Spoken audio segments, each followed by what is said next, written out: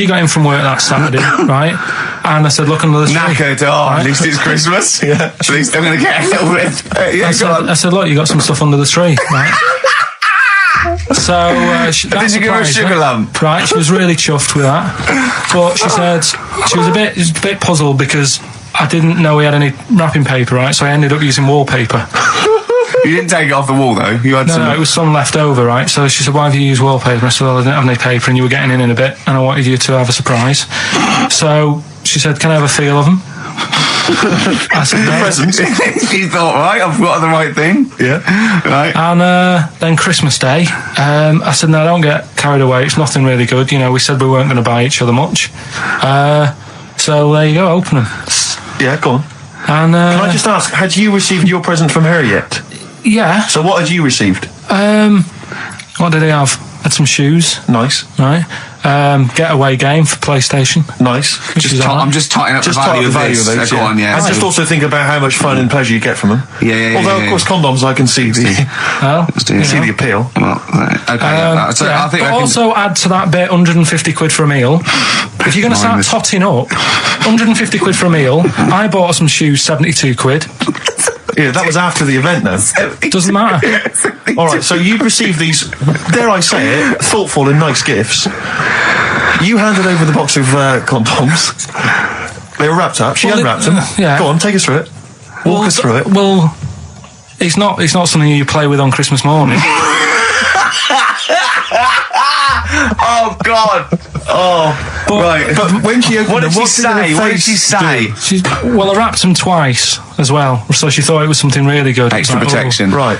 And so she thought it was something really good. And then, the disappointment would be doubled. Yeah, go on, yeah. Then she just opened it and went, "Oh yeah, so what's on the telly?"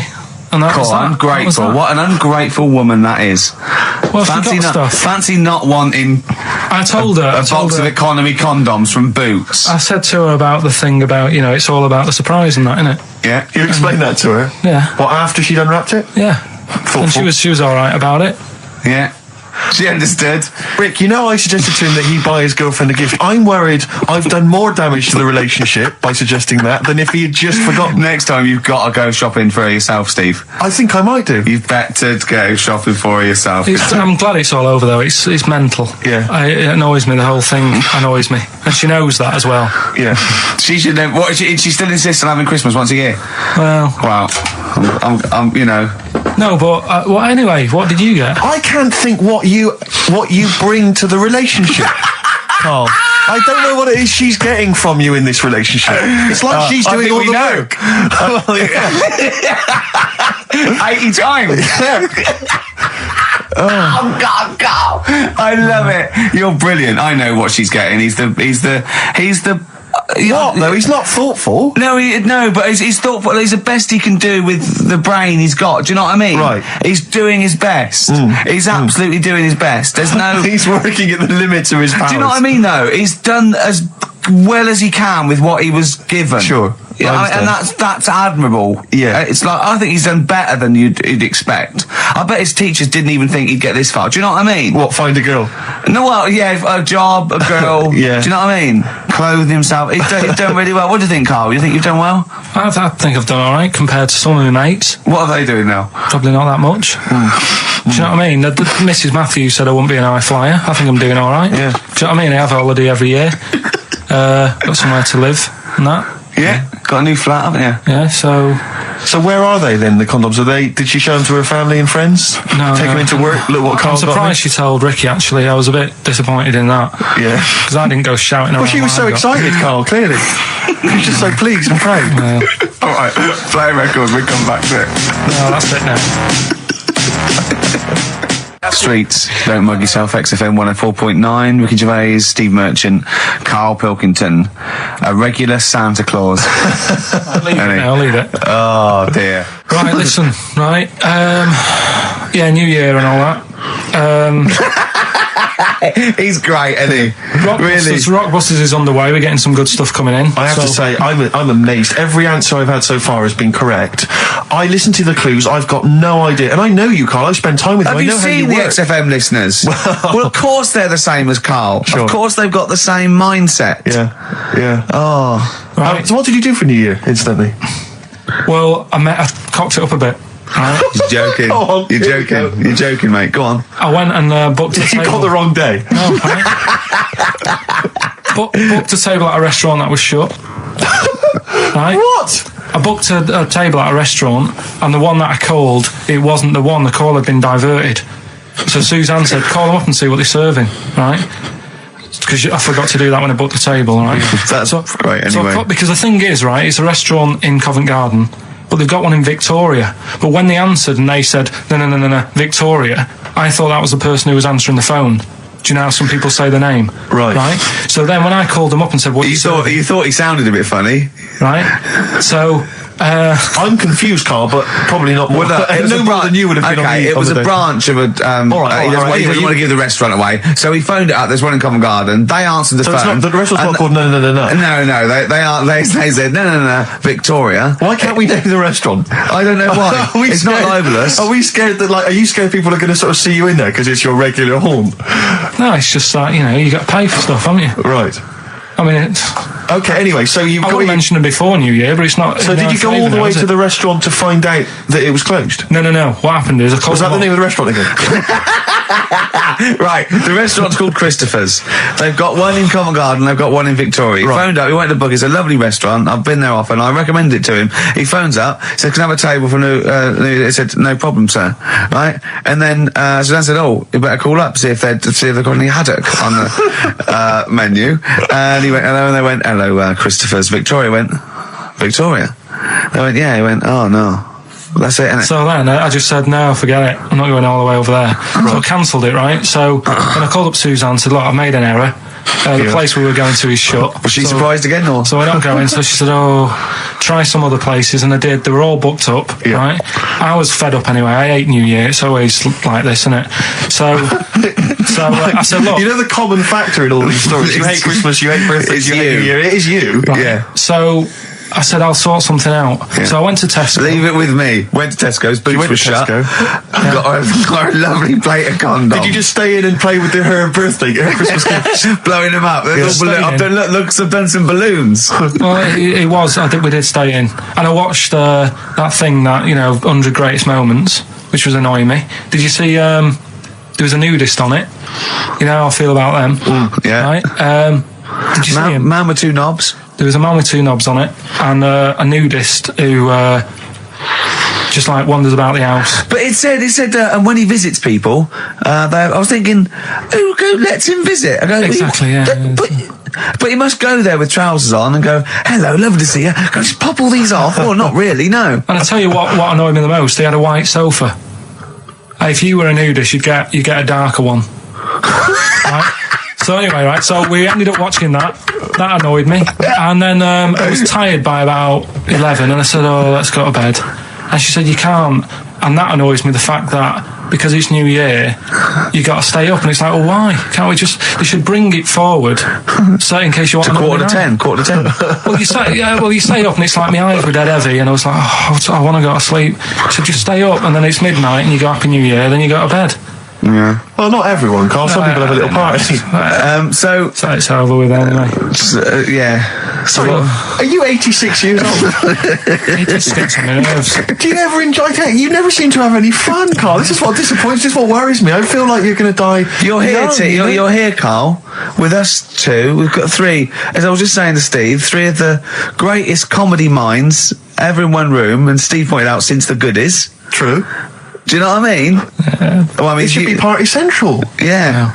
So anyway, right, so this is when I spent time thinking of new ideas. Right. We've got Rockbusters, that's rolling. There's people coming in, they're getting them right. I don't understand it myself. As ever, Rick, you'll be amazed and confounded. So I don't know the answer, and I haven't looked at the answers. I just like that moment. It's like when you go down Christmas and you're excited about a present, and it's like some condoms. You know what I mean? Well, I love that. that moment. Yeah. I don't know how he's going to top that next year. I don't know how he's going to top that. All I can think of is some corn plasters.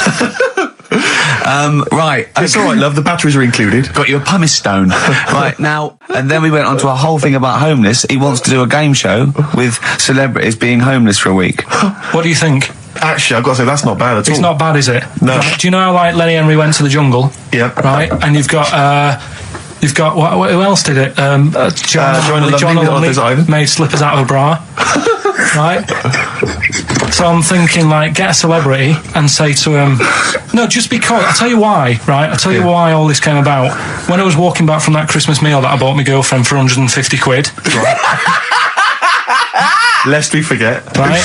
I was walking down Mortimer Street and there was a homeless fella there, and it was like, oh, you know, it's really, really bad. But the weird thing is, it was about, I don't know, probably about 8 o'clock. No, about 9. Right? And he was asleep. And I just thought, do homeless people ever think, you know, I think I'll have an early one tonight? Right? That's what got me thinking. It's a bit weird, the whole lifestyle of it. The fact that he had an early night. So the fact, what if it's a bit weird that he's sleeping not in a home, but on the street? No, it's just that if I was homeless, I'd probably stay up quite late because it's not nice. Do you know what I mean? What are you talking about? Just being homeless isn't a good thing, is it? No. People forget how bad it is. Yeah. Right? But surely sleeping gets you out of reality. They sleep because they're tired. They can't sleep very well, so they need all the sleep they can get. Yeah, but sleeping's nice if you've got a nice big bed. What, you think that they can go, I'll stay up, I'll go to bed at 2, I'll go straight to sleep, and I'll pop up at 8 when the alarm clock goes off? Well, it's just what I was thinking, right? So I was thinking how bad it is, and it's, you know, especially this time of the year, you know. Yeah, it's terrible. It's the really worst thing. And to sort of give it some publicity and get a bit of help behind it, get celebrities, someone like Phil Mitchell, maybe, off EastEnders, who's a big fella, he can look after himself. Put him in a shop doorway, have some cameras set far away in a building or something. Yeah. They can film him, and it's up to him how he raises money for food to eat. He could sign autographs. Well, they wouldn't know him though, would they? Because you never look at a homeless person. You get, what's her name? Gail Porter. Yeah. Gabby Roslin. Right, yeah. Narinda from Big Brother. Yeah. Who else would do it? I got a game show idea. Dennis, I reckon. I got a game show idea called On the Game. And what happens is, you get Narinda from Big Brother. It was your girlfriend's birthday, wasn't it? Earlier in the week? Or last week? On Monday, yeah. And, I mean, obviously it was a triumph with the stuff you got her for Christmas. The condoms. The box of condoms. Box set of condoms. Oh, yeah. Not just the singles, the whole set. Yeah, a complete collection. Brilliant. So what did you go for this What did you get her? Yeah, but... No, but it's her birthday. How long have you been together? About 9 years. Okay, so, ooh, God, it must cost you so much. I know, but it starts getting tricky, doesn't it? Because I spoiled her a lot in the first few years. Yeah. So then here's a packet of rubber bands. Enjoy them. Oh. Well, it's what she wanted. Okay. I mean, you're making out as if... No, everyone wants paper clips. Come on, what did you get her? Got her a new pair of gloves. Right. All right, well. And? What, nice leather ones from Selfridges or Harrods or something? They were good ones, the sort she likes, so... They weren't... Well, they weren't the little woolen ones that she had. Yeah. I thought that was a joke when she said he got me these, because I laughed. No, I know that's the one she did have. When they said it's his birthday, right, it was her birthday Monday, and me and Steve wanted to get her, and she went, he got me these, because she had those little woolen gloves on. I laughed, because I thought she was joking, Carl. That's what she wanted. Right. I've told you before about buying presents. Did those gloves have your name sewn in them? And a piece of string that ran over the back of your duffel coat? You know, I've never been into getting presents and that. I had the problem at that Christmas one, that time with the Victoria Plum. Yeah, we'd hate that. We'd hate to bring that back. We've done that. Because you talked about the book, because it's kind of to do with your dad, isn't it? He's a very bad gift buyer, was that the problem? Well, yeah, my dad just wouldn't bother. It was my mum who sort of made an effort, and she sort of worked out half of what I wanted, then she left it to me dad to get it off someone, see if he could get one cheap or whatever. I love the fact that usually people talk about, like, drinking heavily or violent abuse, right? Yeah. But here's what he's been left with and scarred with from parents is bad gift buying. Yeah, and that's the Victoria Plum incident. In the greater scheme of things in the world, that's not a bad thing to have, is it? Right, there was this is what it's like about getting presents and stuff, right? With my mum and dad. Go on. My mate, Colin, right? Colin Bailey. Oh, right? Yeah. He had a little Sinclair Spectrum, right? Computer, which was like the thing to have at that time, right? Yeah. Used to always go round to his house. The deal was... Not the one you had to play through the window because you weren't allowed No, that's another lad. Oh, right? yeah. This is a different lad, and the deal was, he came to our house, and my mum gave him a pie. And then I'd go round to his, and I'd stay there for a few hours playing, you know, Hungry Horace and stuff like that on it. Right? Now, my mum and dad knew that I really wanted one of these computers, right? So I waited about a year. Came round to Christmas Day. I thought, I reckon might have one. Turned out they bought me the wrong one. They bought me a ZX81 instead of a Spectrum, right? And Christmas Day, I'm there trying to load the games up. It's not working. I'm thinking, what's wrong, right? And the thing with me when I was a kid, I used to get quite sort of agitated. This is the moment, right? I found out that it needed a RAM pack to make it work, right? Looking in the thing and it's saying, and make sure you put your RAM pack in the back. And I was like, oh, where's the RAM pack? And my dad's going, I don't know, I've got you the main bit. That's it. So I was that wound up, I just was sick, right? Just sick. I didn't feel sick or anything, I just was like, oh God, went to the sink, just sick. Because I was that on edge about it. I said, come on, we've got to get one. And my dad's like, Tandy's shut, we're not gonna get anything today. Ruined again, Christmas Day. That was after the year when my train set got blown up by our kid. The following year, no RAM pack. And now you ask me, why don't I get good presents? He's scarred. He just I'm gonna die. Honestly, I'm gonna die. He's just screaming sick. Yeah. There's no RAM pack. What? Did you get to the bottom of it? Why wasn't there a RAM pack? You have to buy them separate. Oh, okay. What do you mean I can't play Frogger? Oh no. So, wasn't there another incident when you threw up? Spontaneously threw up? Through sheer anxiety? I do get it. It's not so much now because I've relaxed a bit, but as a kid I used to be quite on edge all the time with certain things. Do you think that's what happened to your cat that kept being sick? That it didn't get the food it wanted and it just threw up? Do you remember that? Yeah. God, so they shaved it. Yeah, but again, you see, the cat thing, I mean, it's mad. I was thinking about it the other day, right? I used to think I had quite a normal upbringing. You didn't. Right? And someone was talking Your about mother once told you not to go to school because it was windy, Carl. It was not a normal upbringing. The cat was being sick, so she shaved it, so it was easier to clean. Right, well, my mum and dad went on holiday, right? And I stayed at the Ross's down the road. Oh, yeah. Only a kid, must have been about 5 or something, right? And I was always running around in the house. I had a lot of energy as a kid. What the Rosses did, they had this cat that was dead violent, the most violent sort of angry cat I have ever witnessed. A tiger? It was honestly, Steve, if it was bigger it would have been, because it was just always having a go at you. Yeah. If you went to pat it on the head, it went to bite you and stuff. And what they used to do with it, to stop me running around, I'd sort of be running around and then I'd get a bit tired and they'd say, have a lie down on the settee. So I'd lie down on the settee and I'd nod off. And what they used to do, I'd wake up and I'd put the cat on my belly. Right? So I'd be scared to move because it's like it's going to get me. But it would keep you there. It kept me there, and it used to sort of slaver on me, and they'd sort of, go out or whatever, and I'd be lying there. That's not normal, is it? Carl, sorry, were you created by the Brothers Grimm for one of their fairy tales? What kind of a life is that? A cat paperweight to keep Carl in place. He keeps blowing around. It's windy. We'll have to weigh him down. Be careful. Your mum probably told him that it's a windy day. You got to get something heavy on him, otherwise he just gets blown into the road. God bless him. Well, were you on Richard and Julius today? Right. Yeah. Tell us about that. It was good. It was good fun. Yeah. It's a bit surreal. Is it? Yeah. It's nice. It's nice though. There's something charming about them. Do you know what I mean? They go off on tangents. They sort of digress. They suddenly think of something. She suddenly go, oh, my jumper's itching or something. Yeah. And it's quite charming. It's not annoying at all. Yeah. And I'd never seen them do it through before. And I hope I didn't insult them because I said it was like an adult Blue Peter. Right. But in what way?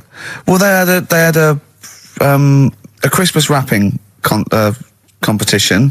Right. Then they had a Christmas wrapping competition. And then they had that wasn't them doing kind of hip-hop. Then they had what the French people are like. There was didn't quite understand that, living in France. Then they had a woman who relived Elizabethan Christmas.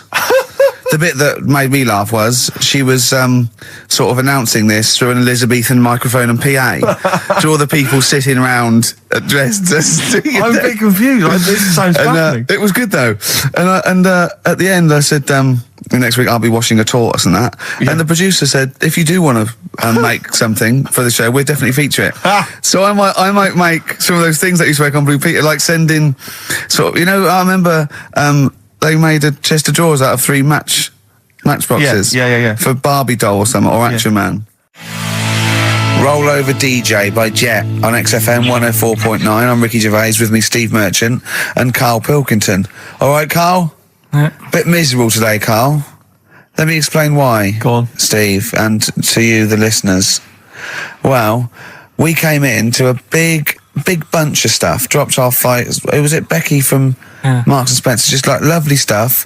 Food, presents for the cat, books, just, to Ricky and Steve. Ricky and Steve who do the show, right? Ricky Gervais and Steve Merchant. GQ presenters of the year. Creators of The Office, right? Award winning. Carl's looking over. I go, well, maybe, it's not for you, no.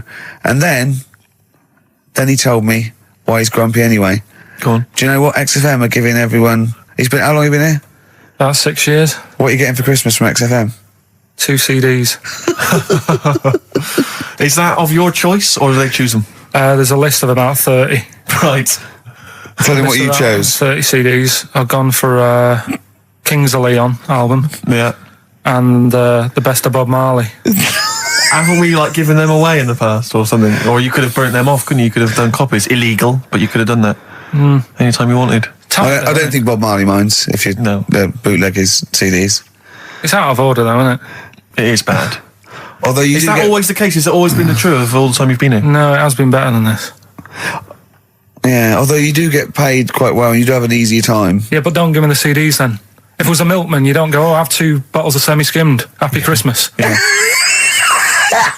That is a valid point. Do you know what I mean? You complain? Who is it who made this decision? There's no point. No point, is there? Why? Just no point. I don't like moaning anyway, just... Has it come from up top? Is it from the capital people? Just everyone. That's what everyone gets. Yeah. Yeah, but will Christian get 2 CDs for getting up at 4:30 every day for about 5 years? And keeping this station afloat. Probably. Yeah. So that's why I'm a bit fed up. What you listen to first, Marley or Leon? Well, you have a bit of Marley. I'll tell you what Marley's good for as well. You'll go have a little beach holiday, aren't you, over Christmas, going to Lanzarote? Listening to that on the beach, you'll realise how wise XFM are in the long run. You go, well, look, they could have given me 400 quid, right? I'd have spent that. But this is, the legend lives on. That keeps on giving. So you're probably, you know what I mean? Think how much what you got to think of is how much all his great songs took, not only from the depth of his soul and, all his sort of angst and knowledge and love, and then all the studio time, the marketing, and they're just giving you one that. They go, don't worry about that, Carl, just have it. And you go, what? All the time we spent with Bob Marley and everything is there. You go, have it, Carl, have it, Carl. And Practice. Yeah, have that. Thanks, well done. Carry on. We're still going to pay you for the work. Yeah. That's just some on top. Here's a little piece of Bob, free. Yeah, so don't moan, it's extra. So they didn't have to give you it at all. Play a record, you ungrateful little swine. Some people, like the homeless, aren't getting anything this Christmas. This is my favourite Elvis Costello track of all time. It's Alison. This wasn't on the list. Right. Elvis Costello, Alison on XFM 104.9. So that's it. Well, maybe I'll tell you what. A good idea, Carl. Just beg. Just ask for other things. What do you want? What do you want for Christmas? You must have a big fan base out there willing to make you things. Maybe like a little, I don't know, gloves, pair of gloves. Just like a little hat. If you want to send a necklace in for Suzanne, that'd be handy. Oh yeah. That's what she wants. Is Suzanne listening today? No, she's out. Right, okay, this is the dilemma. Me and Steve, yesterday, were trying to convince Carl that it would be a good idea to buy Suzanne a Christmas present. Okay? Now, why aren't you going to buy her a Christmas present? Explain, Carl, why you don't think you should buy her a Christmas present. No, I've told her I'll get her one, but in the new year. We're going away on holiday and that, so there's no point taking stuff away. Yeah. Going to Lanzarote, next week. Just get something in the sales after Christmas for this, yeah. Yeah. Right. And me and Steve were trying to explain to Carl that she would love it if you bought her something on Christmas Day. Yeah, but she knows now. But Knows what? I've told her. So no, she's well, I'm getting going to tell you. Do you know, right, this, dear listener, this was Carl's worry. I said, I bet she's got you something. And Carl was worried in case he got her something and she hadn't got him something. Yeah, he'd be livid. He didn't want to be down. He didn't want to be a present down. Yeah. Look at his face.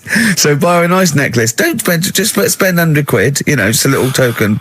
We're going away. We're taking her away on holiday. You're not taking her away, are you? What, you're paying for it, are you? Yeah. Are you really? Well, half and half and that. Right. So you're paying for you to go on holiday? That's good of you. So the gift is your company, really? She's done all right. She's done all right. Why do you talk like you're 60 years old? And you've been working down the mines? I don't know, she's done all right. Do you go over to her and say, Suzanne, you're bloody lucky? I mean, you've fallen on your feet. to Look be who fair, you've Rick, got. What? I'm not sure she has done all right. I don't want to be critical, but... Oh, dear. So what are you going to get in the sales? What are you going to get her? Yeah, it depends. I'm thinking, I mean, I'll give her the choice. You can have Kingsley and old Bob Marley. Right, I'll let her decide there. Oh, dear. I can't wait to see you. Where are you going, Lanzarote? Yeah. Where's that? Don't know, Suzanne sorted it out. I said, Lanzarote, I said, is that Africa or is it Spain or Portugal? Just thought you, don't know. I went, what do you mean, don't know? I goes, well, what's the currency? Went, don't know. I said, Suzanne booked this one, did she? Yeah. I thought, where is it? Is Lanzarote African or Foreign. Somewhere foreign.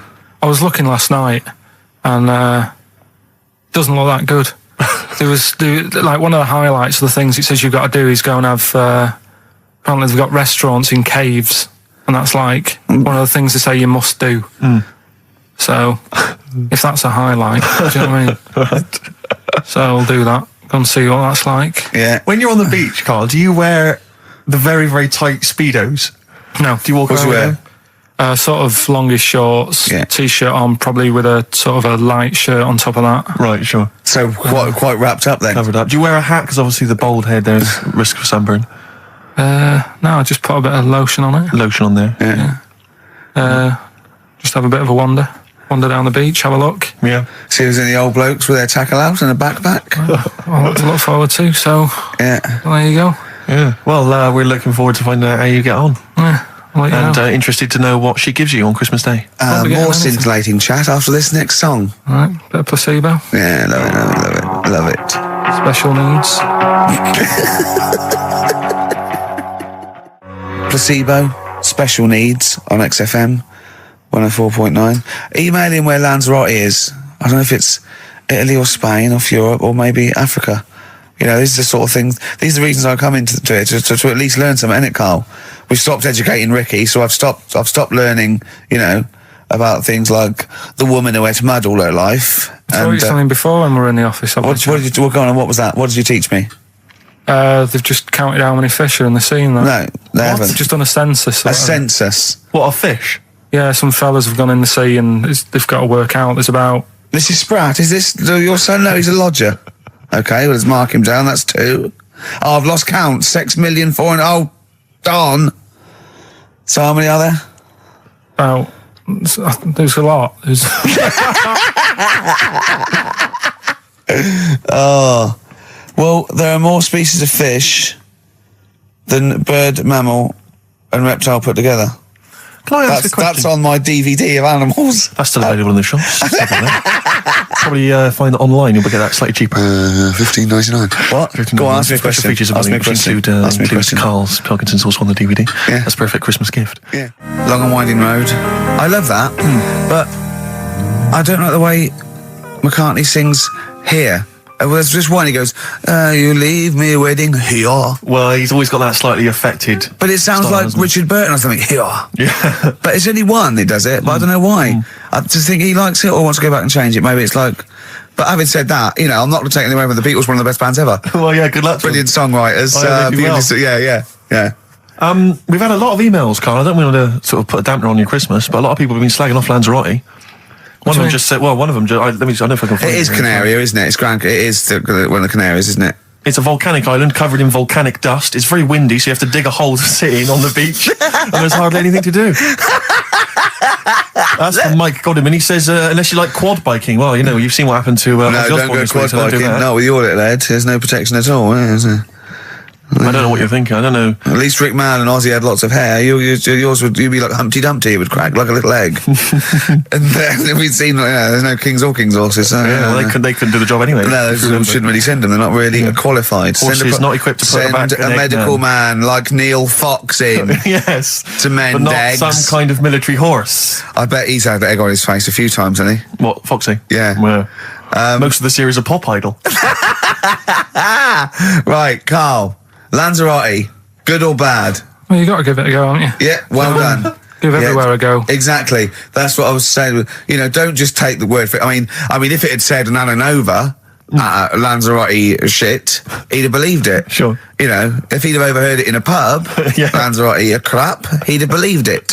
He'd have seen it on a website that was mainly concerned with monkeys and witches, he'd have believed it. Yeah.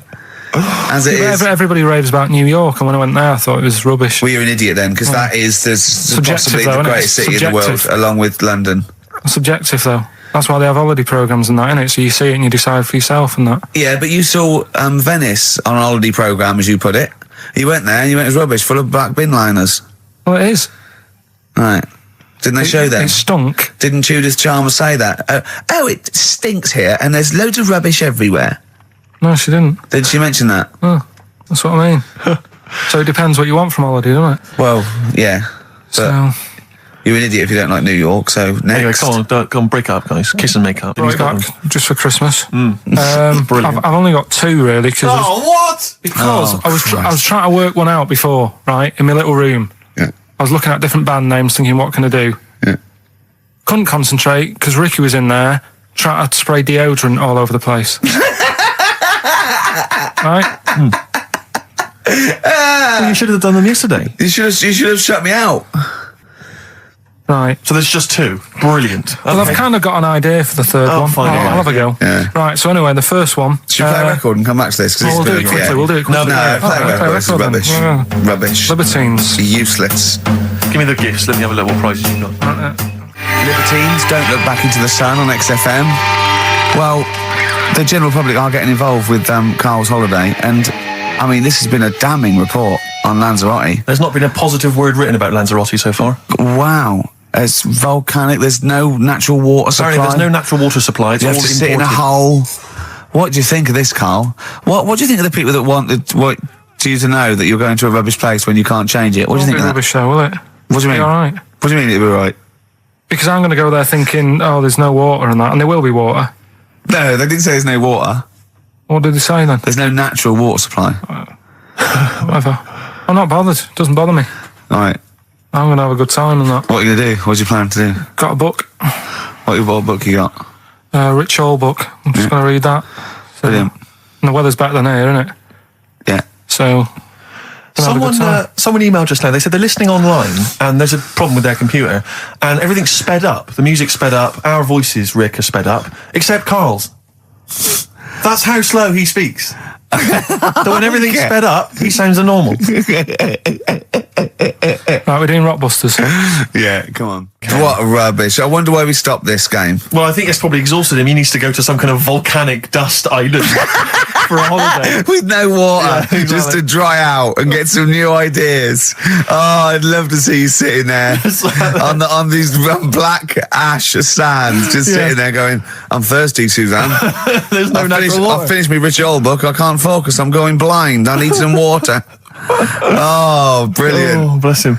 Anyway, happy Christmas. We said we weren't getting out, didn't we? Right, go on then.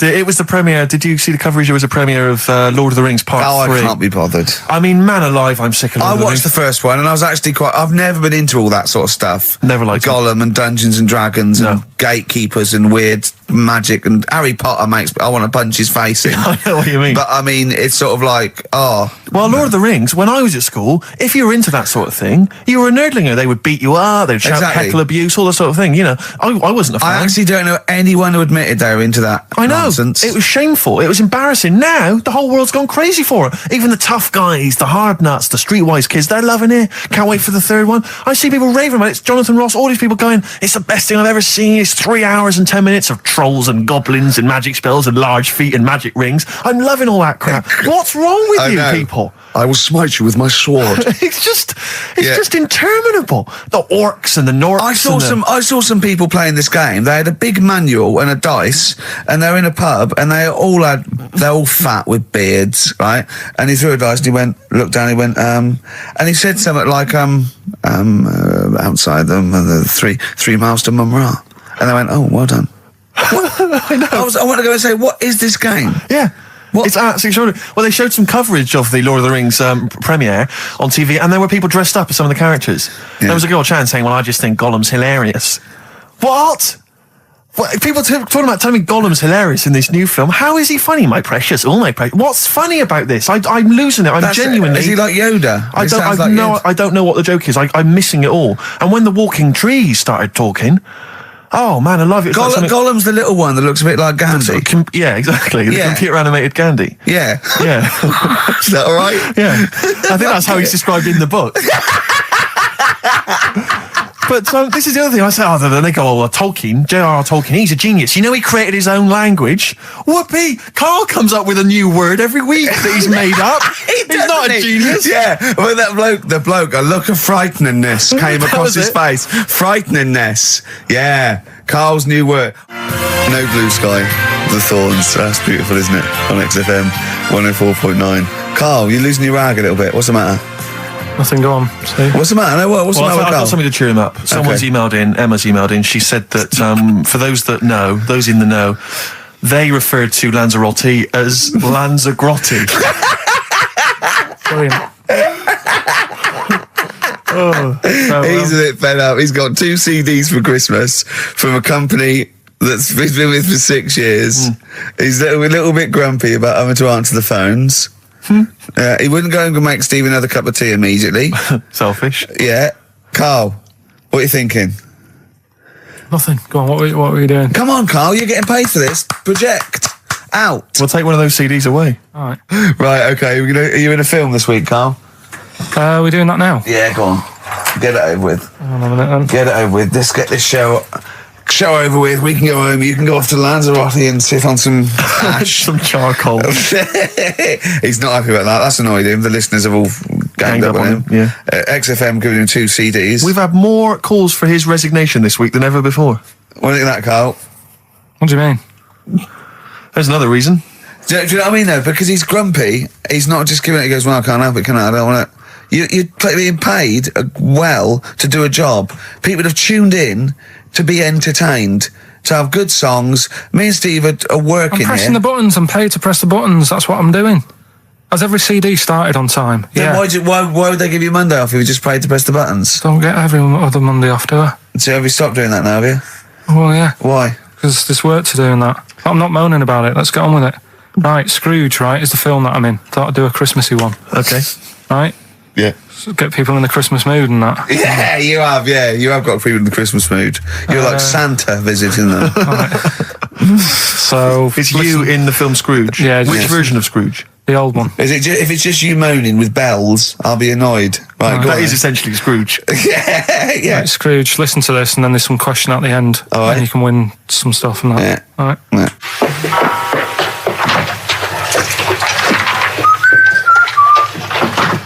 You're late. Only 20 minutes. What do you mean by coming in here this time of day? I've just been doing some Christmas shopping, haven't I? Probably do some more shopping on Monday because it's my day off, isn't it?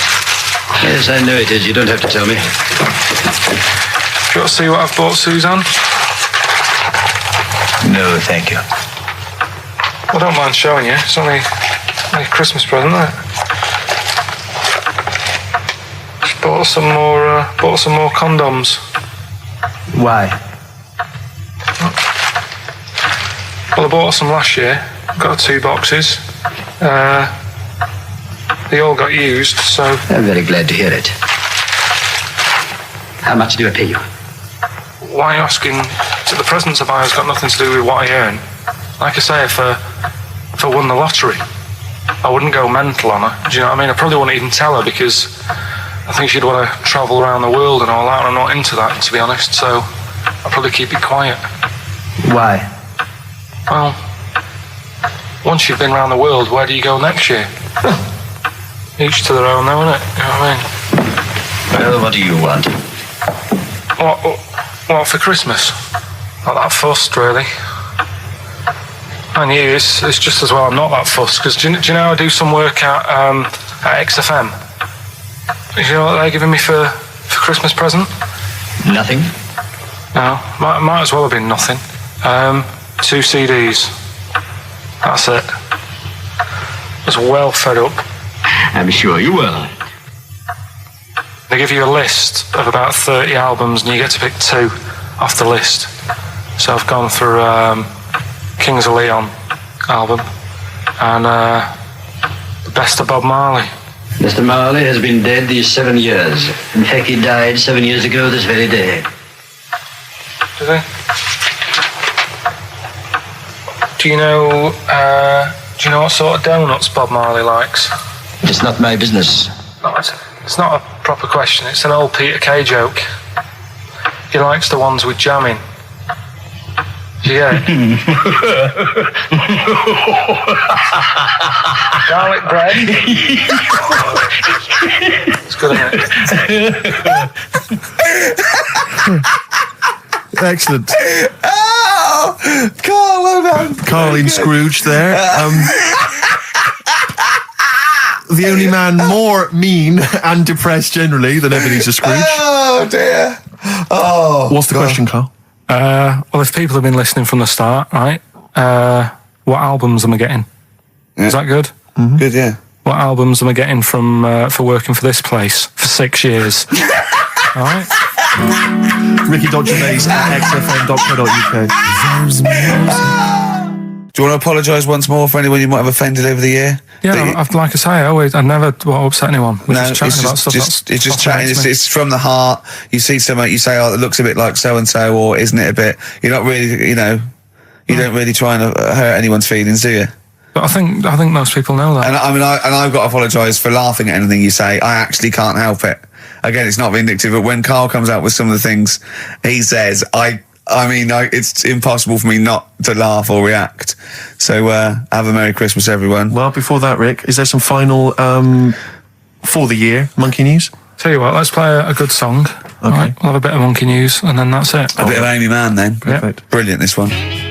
I brought in Metal Christmas, is that all right? That's my only request from this show, that we do play Paul Di'Anno's version of Santa Claus is Coming to Town. The rest of it's over to you. Yeah, we're going to play some Christmas tunes, we're going to play some, our favourite hits of the year, but mainly, this is the rock programme. This is the rock programme. What worries me, Rick, is there's a lot of people who listen to our show and they're not regular XFM listeners. They just kind of crawl They're out not regular people. Stupid on a Saturday afternoon, put the show on. So they might not be familiar with Ian Canfield is a young man. He's been in he's about 14. He's been in radio. It's weird, he's 14, but he's been in radio for 15 and a half years.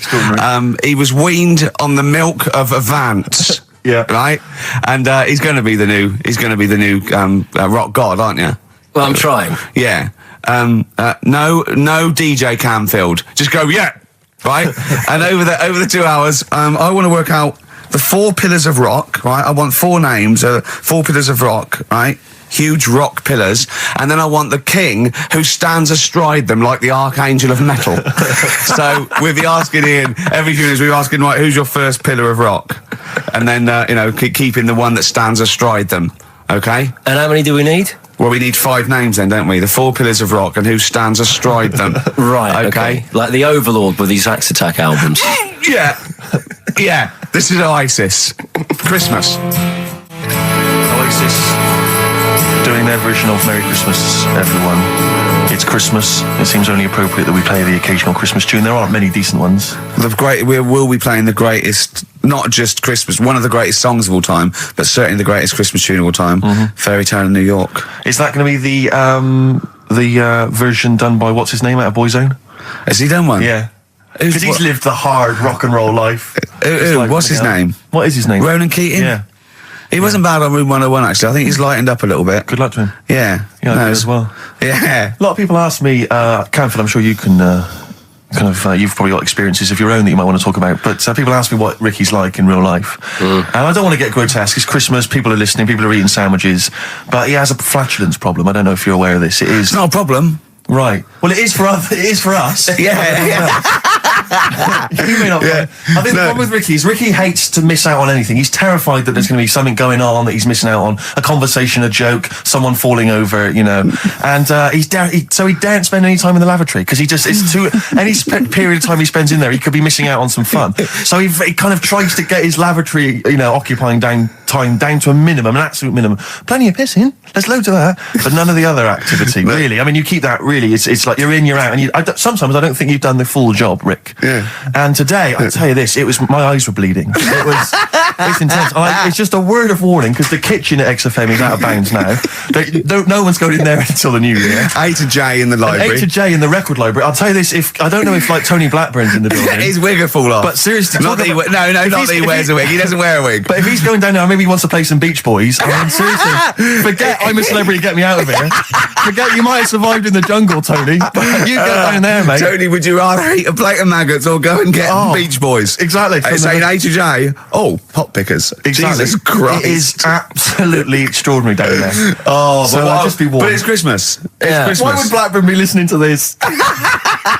I don't know. They're probably doing a bit of Christmas shopping. Sure. And he's out and about with probably got his little, personal stereo on. Yeah. And he goes, I'll listen to the boys at XFM. Exactly. And Canfield, what do you think of it so far? Yeah?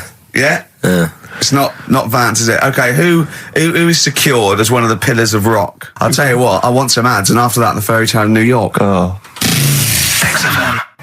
The Pogues, featuring Kirsty MacColl, and A Fairy Tale of New York. Brilliant, on XFM 104.9. That's the song I think that single-handedly keeps Shane MacGowan in gin for another year. It must do well, though. I'm sure it does. I absolutely love it. I still love it. I saw it on Top of the Pops too. And it's just brilliant. I mean, he wasn't great at miming, but it didn't bother me. Sure. He's miming to a different song, probably. Yeah, in his head. It was great. I had a little visit in the week, Rick. I think you missed out. A little Christmas visit from, I know he's a friend of yours. He's a friend of the nation. Go on. TV illusionist Darren Brown. Oh, yeah. Yeah, he's bought a new pad. Yeah. And he just came around to tell me about it. Yeah. And it's interesting because... Somewhere to keep his guns. Exactly. And I can never know kind of how much, he's just playing with your mind, experimenting. But he was telling me about the place, and apparently... So he loves you? he's got a B-day in the house. Now, we were discussing B-days because... Never understood that. I've never got my head around it. To this day... He's not meant to. Well, no, but I don't think I've ever met anyone who's used a B-day. Oh, Darren Brown does. He's known as the cleanest arse in Modern Magic. Yeah. I think, Rick, I was the subject of a Christmas con in the week. What, you mean you bought something for £4, then saw it for £4, £3.90 as you walked home? That would make me livid. Because I've seen you really livid. I'm absolutely furious. When I bought my PlayStation, I saw I could get it for £5 cheaper down the road. I was absolutely And fuming. you'd already walked to about 19 places, God, I remember. yeah. I actually left you after about an hour. Yeah. No, I do. I'm furious because I got to get a bargain. I hate the feeling that I'm being ripped off. Yeah. And I'll tell you this, I'm loving online shopping. Oh, the savings I'm making, Rick. Really? It's crazy. Really? Getting 15, 20 quid off some things. Is it really? Oh, amazing. But these things, I might point out, are like Jaguars and Mitsubishi cars. Exactly. Yeah, but it's worth shopping round. No, this was not so much a con. It was a con, but it wasn't so much one of those just a missed bargain. Yeah. Doorbell rings, answer it. It's a couple of girls. They must have been 13 or 14, maybe. Now, I've always had a problem with teenagers. I'm intimidated by teenagers. In case they call you a dork or something. Well, I mean, I told you before, I was walking down the street once, and there's two guys coming towards me. I mean, real losers. Do you know what I mean? Glasses, the spots, greasy hair. Do you know, really pathetic. And I was sniggering to myself. I was thinking, look at those losers. And as I passed them, I heard one of them look at me and say to his mate, look at that geek. I was furious. I was thinking, I'm allowed to call you a nerdlinger, but gee, I don't expect it back. I was really furious and like upset. And so, as I say, these teenagers are at the door, and they were quite aggressive, quite aggressive girls. And they had a piece of A4 paper, and they went, "We're doing a sponsored thing." Yeah. But I didn't quite catch what it was they were doing that was sponsored. I think they sort of fudged it. They went, "We're doing a sponsor." Oh yeah. And I went, right. And they went, "Do you want to sponsor us?" Boy, they picked on the wrong person. I was a bit intimidated. I don't know why I said no. I was worried maybe it was part of some kind of, hidden camera show, Yeah. And so I said, yeah, all right, I'll sponsor you. So they handed me this form, and I always thought you were supposed to have quite an official-looking form for any sponsorship thing. But this was literally a piece of A4 torn out of a notebook. It was the back of a Gareth Gates poster. Exactly. And, with some blue tack on it. Yeah, well, and I looked at it, and I didn't really absorb it, but it had things like, Mrs. Jones, Mrs. Smith, £5. Yeah. And then no one's actual address, just Finchley Road, nothing too specific. Yeah. So I wrote my name on and put down £3. 'Cause a lot of people were giving $5, but I thought, I'm not made of money, it's Christmas. I've got to buy gifts and stuff. So I gave him a £5 and asked for change. Yeah. Well, I gave him £3. I said, I'll sponsor you for £3. Best of luck. And they went, "Can we have the money?" And I said, "Well, aren't you supposed to do the thing?" And the woman the girl just looked at me, she just went, "No." So I gave her £3. But what difference did it make? Well, I'm assuming, though, that it's not going to any charity. It's no sponsored thing at all. But then I'm not being funny. The charity that it's not going to, you wouldn't have given to it anyway. It's true enough. So all that's happened is you're £3 down. But I'm £3 down. Yeah, but if it would have gone to charity, it'd be £3 down. The fact that it hasn't gone to charity doesn't matter because you wouldn't have given it to charity. Yeah, but if it had gone to charity, Rick, I'd have felt a little bit superior, a little bit smug. That would have kept me going for another 6 months. Whereas now it's just gone to a couple of weeks off the street. Who are scamming people, possibly old people, Rick, and that's who I feel sorry for. They've not got a great deal of money. That's why I'm not worried about myself. I've got a bit of cash. What about the old people? Yeah. Although you are £3 down, which probably still hurts, doesn't it? It's still stinging. That's why I decided to tell you now. Get off my chest. It's Merry Christmas. Thing, yeah. Just be careful. If you're living up in North London, be careful. There's 2 girls that are going around. I expect, they might come to your door. But they might be wary. Be genuine. No, I don't think so. No. They were common. They were very common.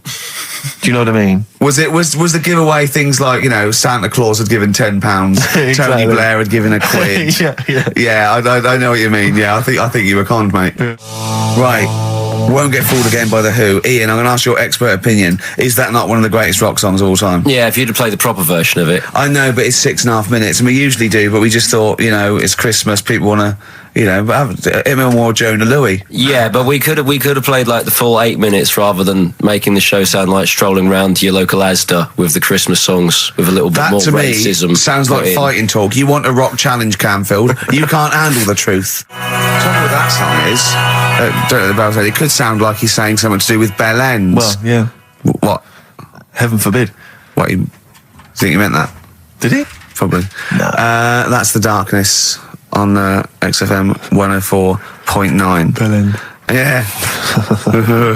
What other rude words are there? Cock. Yeah, that is rude. Yeah. Especially at Christmas. Especially at Christmas, yeah. It's a time for families. I know. Now listen, time for family. Now, Ian. Yes. Who is your fourth? We need a lead singer in this mega group, the monoliths of rock. Who we got? Lemmy, Keith Richards. We've got Keith Richards on guitar. We've got Lemmy on bass. Yeah. We've got Keith Moon on skins. Right. Some terminology coming out there. Yeah. Who's doing the Vox? Who's given Golden Tonsils Award? Robert Plant. He's gone for Plant. He's gone for Plant. A lot of trap names there. There is the group. The lineup is Moon, Lemmy, Richard, Plant. Okay. Now, our competition, Steve. Name that group. Okay. What's the best, heaviest rock name ever? Sure. This is obviously not a name that already exists. No. Okay. My mate of mine came up with, I think it was Brain Hammer, which I like. Velvet Nazi 666. Sure. So we want the heaviest, most mental piece of death metal, headbanging, bleeding out your brains rock. Axe Attack. Okay. Please welcome to the stage, Christ on a bike. Please welcome to the stage. Oh, look at you. That would be great. Yeah. That would freak out the metalers. Yeah. Cheeky. Yeah. Oh, now listen. They need a manager. They need someone who could introduce them. They need someone to stand astride them. Who is the leader now? Who is the king of all that rocks? Well, it's obviously Tommy Vance, isn't it? Do you know what worries me, Rick? We've said Vance a lot today. I'm wondering if the kids today, do they know Tommy Vance? Are they familiar with him? If they don't know, they shouldn't be listening. Okay. Fair enough. So, Vance is their manager. They're on at Wembley. He's got them on at Wembley. They're the greatest rock band of all time. We need the name. Please welcome to the stage. What are they called? Phone in, email in, and the prize, we're going to get some... We'll rummage through the bins as Get some old tat like Carl does, some VHSs, some CDs, greatest air guitar ever. Betamax. Yeah. Do we need to give out the numbers and stuff? Work an email, Don't get them to phone in. You don't want to talk to him, Ian, seriously. No, you know when what's his name says to Agent Starling as she's going to meet Hannibal, don't let him inside your head. Yeah. Don't talk to the listeners, Ian. Exactly, it's very much the same Please thing. I'm a bit concerned that my email is going to be besieged by people sending you links to how to clean out the bidet. Well, that's all right. But what's the most mental head bleeding, banging brain hammer operation this band can be called? Call in, Rick, because it always amuses me. I know it's cruel to put you on the spot, but some of your former band names have always amused me. Well, the worst. The worst one. Right, I'll just leave this. Ricky's had a number of bands over the years. What was the worst one? Ready? Get ready to play that record because I don't want any aftermath. No, hang on, before you tell me, what was the one? Because these pictures of you, like when you're New Romantic, keep on being published. But that was Shauna dancing. Yeah, but that's pretty bad. But someone told me, they were like, "Oh, ask him about when he tried to be Bon Jovi." Can you imagine such a thing? I know the name you're thinking of. Right, here we go. Play the record immediately. I say this. Ready? The Sacred Hearts. Play a record. Blur on XFM 104.9. I forget the name of that track, but it's good. Good song. Thanks very much. Oh, good song. Yeah. Oh, right. I just thought you were complimenting his opinion. Right, yeah. Go on. The what? Are we still on the air? Yeah. What are we doing? Merry Christmas. We got someone on the line. Oh, right. He's here. Who's that? Ricky. Yeah, go on. It's Jonathan. How are you? Good. It's only TV's Jonathan Ross. Ross, turn your radio down, you idiot. I'm here. I like to, I haven't got the radio on. What are you talking about? We can hear the feedback. Well, I haven't got it. It's not my fault. It's your incompetent radio station. And also, didn't you hear? We said don't call in. We don't want to speak to the listeners. I'm not listening. I'm a visitor to your shores. I'm special. You know that full well. I know you're special. Right. Yeah, exactly. What have you got a name for the band? Yeah, you ready? Yeah. Blump. B-L-U-M-P. I tell you for what, you can't have a normal word. If it's the monolith band of all time, if it's the big, you can't have a regular word. It doesn't make sense. How can you have a regular word? All these ideas you've come up with are rubbish. You need a word which only stands for that one thing. No one's heard it before. No one will use it again. Blump. I can't help but feel that that's a more appropriate name for maybe one of Ricky's bands. I love seeing that picture of him in that band. You see it everywhere these days. He was like a girl. He was like a little girl in a suit. It's like a little dyke at a wedding. What was that? That's got to be the kettle calling the pot black, surely. I've always got nothing but 100% heterosexual. We're not sure about. There's not anything wrong with it. I know that, but look at you. I actually had to get that in. There's not anything wrong with it. I'm Jonathan Ross. Oh dear. I was thinking the other day, right? Oh, yeah? The Comedy Awards. Yes, sir. You didn't have to say some awful things about poor celebrities, poor has-been celebrities with coke addictions and fat lips and faces where surgery's gone wrong and everything. And when they're on the show, they're going, "Oh, you look lovely." Yeah, I'm nice so to them. good. Well, I'm nice to them to their face, but obviously when I'm not with them, I like to let my true feelings be known. What's wrong with that? That's how everyone I'll tell you what, you can get anything off your chest you want on this show. Any celebrities you want to talk about? There's no one listening. Yeah, it's just between me and you. A lot of people listen. They listen to my show, and after they've had a few hours of good laughs, they like something bland to just cool them down afterwards. So they flip over. We know this happens. Did you mention my DVD on your radio show? You know what? I forgot to mention it. Christ! I meant to mention by the office, but I forgot to mention it. And then I thought afterwards, it's not like he needs the cash, is it? It's not like he needs it. It's not like it is, but he's probably earned more money in a short space. You're like a lottery winner, and you've got about as much taste. You're like one of those burglars who's won the lottery. I am. I'm dressed like an Albanian window cleaner at the moment. Burglar from Reading who won the lottery, and now he's fritting it away on what? I do feel sorry for my neighbours. I've moved into a really nice place. I feel like it's the hillbillies. No, it's nice he's moved in though, because it's nice. It's given them something to sort of talk about behind your back. You've united the whole block. Right, go and play with some Japanese wind-up toys now. I'm going home to play Mario Double Dash with my son. It's going to be a good afternoon. I phoned you once after I'd finished my show. It's about 5 minutes past 3. Yeah. And I don't mind if you know, I said, how you doing? You went, it's brilliant. You said, this is what you said. You went, everyone's out. Jane's taking the kids out. I've already masturbated twice, and I'm playing with a new Japanese toy. I'm masturbating now. I just wonder if there's one more contender. I don't know who this was, Ian, that phoned in with it, but possibly it's topical. Deathly Hem. Yeah. Deathly Hem. It's brilliant. Oh, it's Deathly Hem. Please welcome to the stage, Deathly Hem. It's Deathly Hem. Who's that? We've got to give it to I don't know who that was. Oh, well, if you came up with Deathly Hem, email again, Deathly Hem. It's the greatest name for the greatest rock band of all time. Will you please welcome to the stage, Deathly Hem. It's golden tonsils. Isn't it? I went to, I was going to go see him once at the Camden Underworld about a year ago, and they had this sign up, right, saying that Graham Bonnet, who sang that song, had cancelled, right, and it said, God willing, he'll be performing tomorrow. And just in case you thought he'd cancelled because maybe no one bought any tickets, the doctor's certificate was beneath the cancellation sign. Brilliant. Well, we've sung that a couple of times drunk, haven't we, Ian? At the top of our voice. We have done it. It is the best ever. Yeah, it is. Ben has won whatever you're giving away. Yeah. Ben came up with Deathly Hem. Yeah, Deathly Hem. Yeah. I mean, if you are in a rock band, you're looking for a name, and you think you deserve that name, then, you know, write to us. We want to know that you're really heavy, and Ian Camphor would officially hand over the deeds of the name Bethlehem. Deathlyhem? Deathlyhem, yeah. Deathlyhem. They only play at Christmas. You only play, like, big venues at Christmas, and it's all things about, like, fighting, like, good versus evil, and God versus the devil, and you got to write songs like that, yeah. Deathlyhem on XFM 104.9. Perhaps that the debut should certainly be a concept album based on the Nativity play. Yeah, Nativity, yeah, that'd be just good. the whole kind of Old Testament in kind of rock form.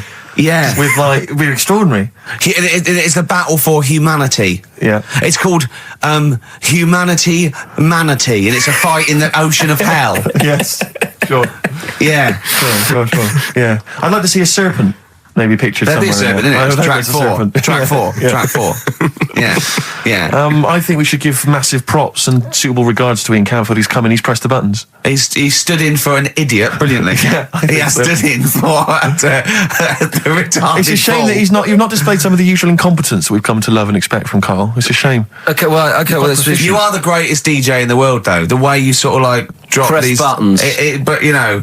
Every time I've pressed a button off air, Ricky's been going, "Oh, what great DJ!" It's great. Because he ends it. It's just brilliant.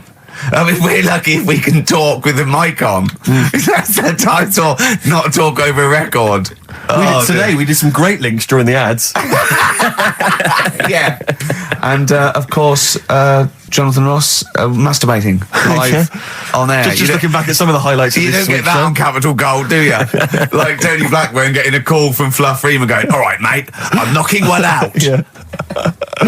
Well, have a lovely Christmas. Have a bloody great Christmas. Have a bloody great Christmas. It's the best of next week. Yep. The best of the last few weeks with some tat, you know. Carl's put together. We're back in January. We're playing some of our favourite songs of the year. I'm looking forward to seeing Pilker's tan and pictures from his holiday. Covered in ash from the beach. And we're back on the 3rd. I believe. But Ian, do you want to introduce one? This is Ian's choice for the day. Yeah. We'll see you next week in spirit, and then we're back on the 3rd with Pilkers. Over to you, Camp. Enough of Jonah Louis. This is Paul Di'Anno, ex of Iron Maiden, doing Santa Claus is Coming to Town. Talking of sleeping, oh man alive, I went to see the last part of the Lord of the Rings trilogy. Why? Well, it's like a family thing now. Every Christmas, my family and I have been going to see the Lord of the Rings, the next instalment. It's like a family thing. What will you do if they keep making them? Oh, I'd say I've wasted now about 10 hours of my life with that tripe. You can never get that back. Never get that back. That's what Peter Jackson owes me. 10 hours now he owes me of my life. It is absolute drivel. Well, I know. We've said this before, I don't want to harp on again about it, but I cannot fathom why everyone is so excited and loves these films so much. Like you say, people review saying it's the best film ever. I think this is the greatest movie I'll ever see. And I don't... It's like they go, but look at all the fight sequences. But Tolkien being up there in literature, like, you know what I mean? It's sort of like Shakespeare. Tolkien. No! Yeah. No. But what is it that he's writing about exactly? I don't know. Little midget fellas who can't get shoes. I mean, I've got big feet. I've got size 14. I can get shoes. Oh, God. Send off from mail order. I know, it is like, it's like, Harry Potter taken seriously. Yeah. But I know who's watching it. It's like these people who are watching it are obviously nerds, people who live in Forbidden Planet. They love it. They can't believe their luck. But that's the core audience, but it's obviously bigger than that. But then it's also people who can think they have a go, like menopausal women thinking, well, I'll write a book then. the Glomplin came into the cave. Exactly. Right? And they're sort of like 13-year-old sons who've never shown interest in anything except glue now writes Orc yeah, exactly. on his exercise book, and so they're loving it. It's like it's sort of uniting, bringing people together. But at the end, right, I mean, it's taken them now like 9 hours to get from one part of Middle Earth to the end, to the other end, so they can destroy the ring, the evil ring. Did they do a line? Was it? I don't know what they... Like these little Chinese fellas. And it's taken them 9 hours of their time and my life as well to get there. And at the end, they all say goodbye. They do it in real time. Why don't they edit it? I mean, that's what it felt like. It really, it must have taken them less time, you know, within the sort of logic of the book to get there than it did for me to watch it. And at the end, they sort of say goodbye to each other and they all hug. So there's like, you know, there's little midget one, you know, Frida, saying goodbye to, you know, Bjorn. What are they called in the thing? Because are they PC in it? Are they called like midgets and dwarves? No, they're called hobbits.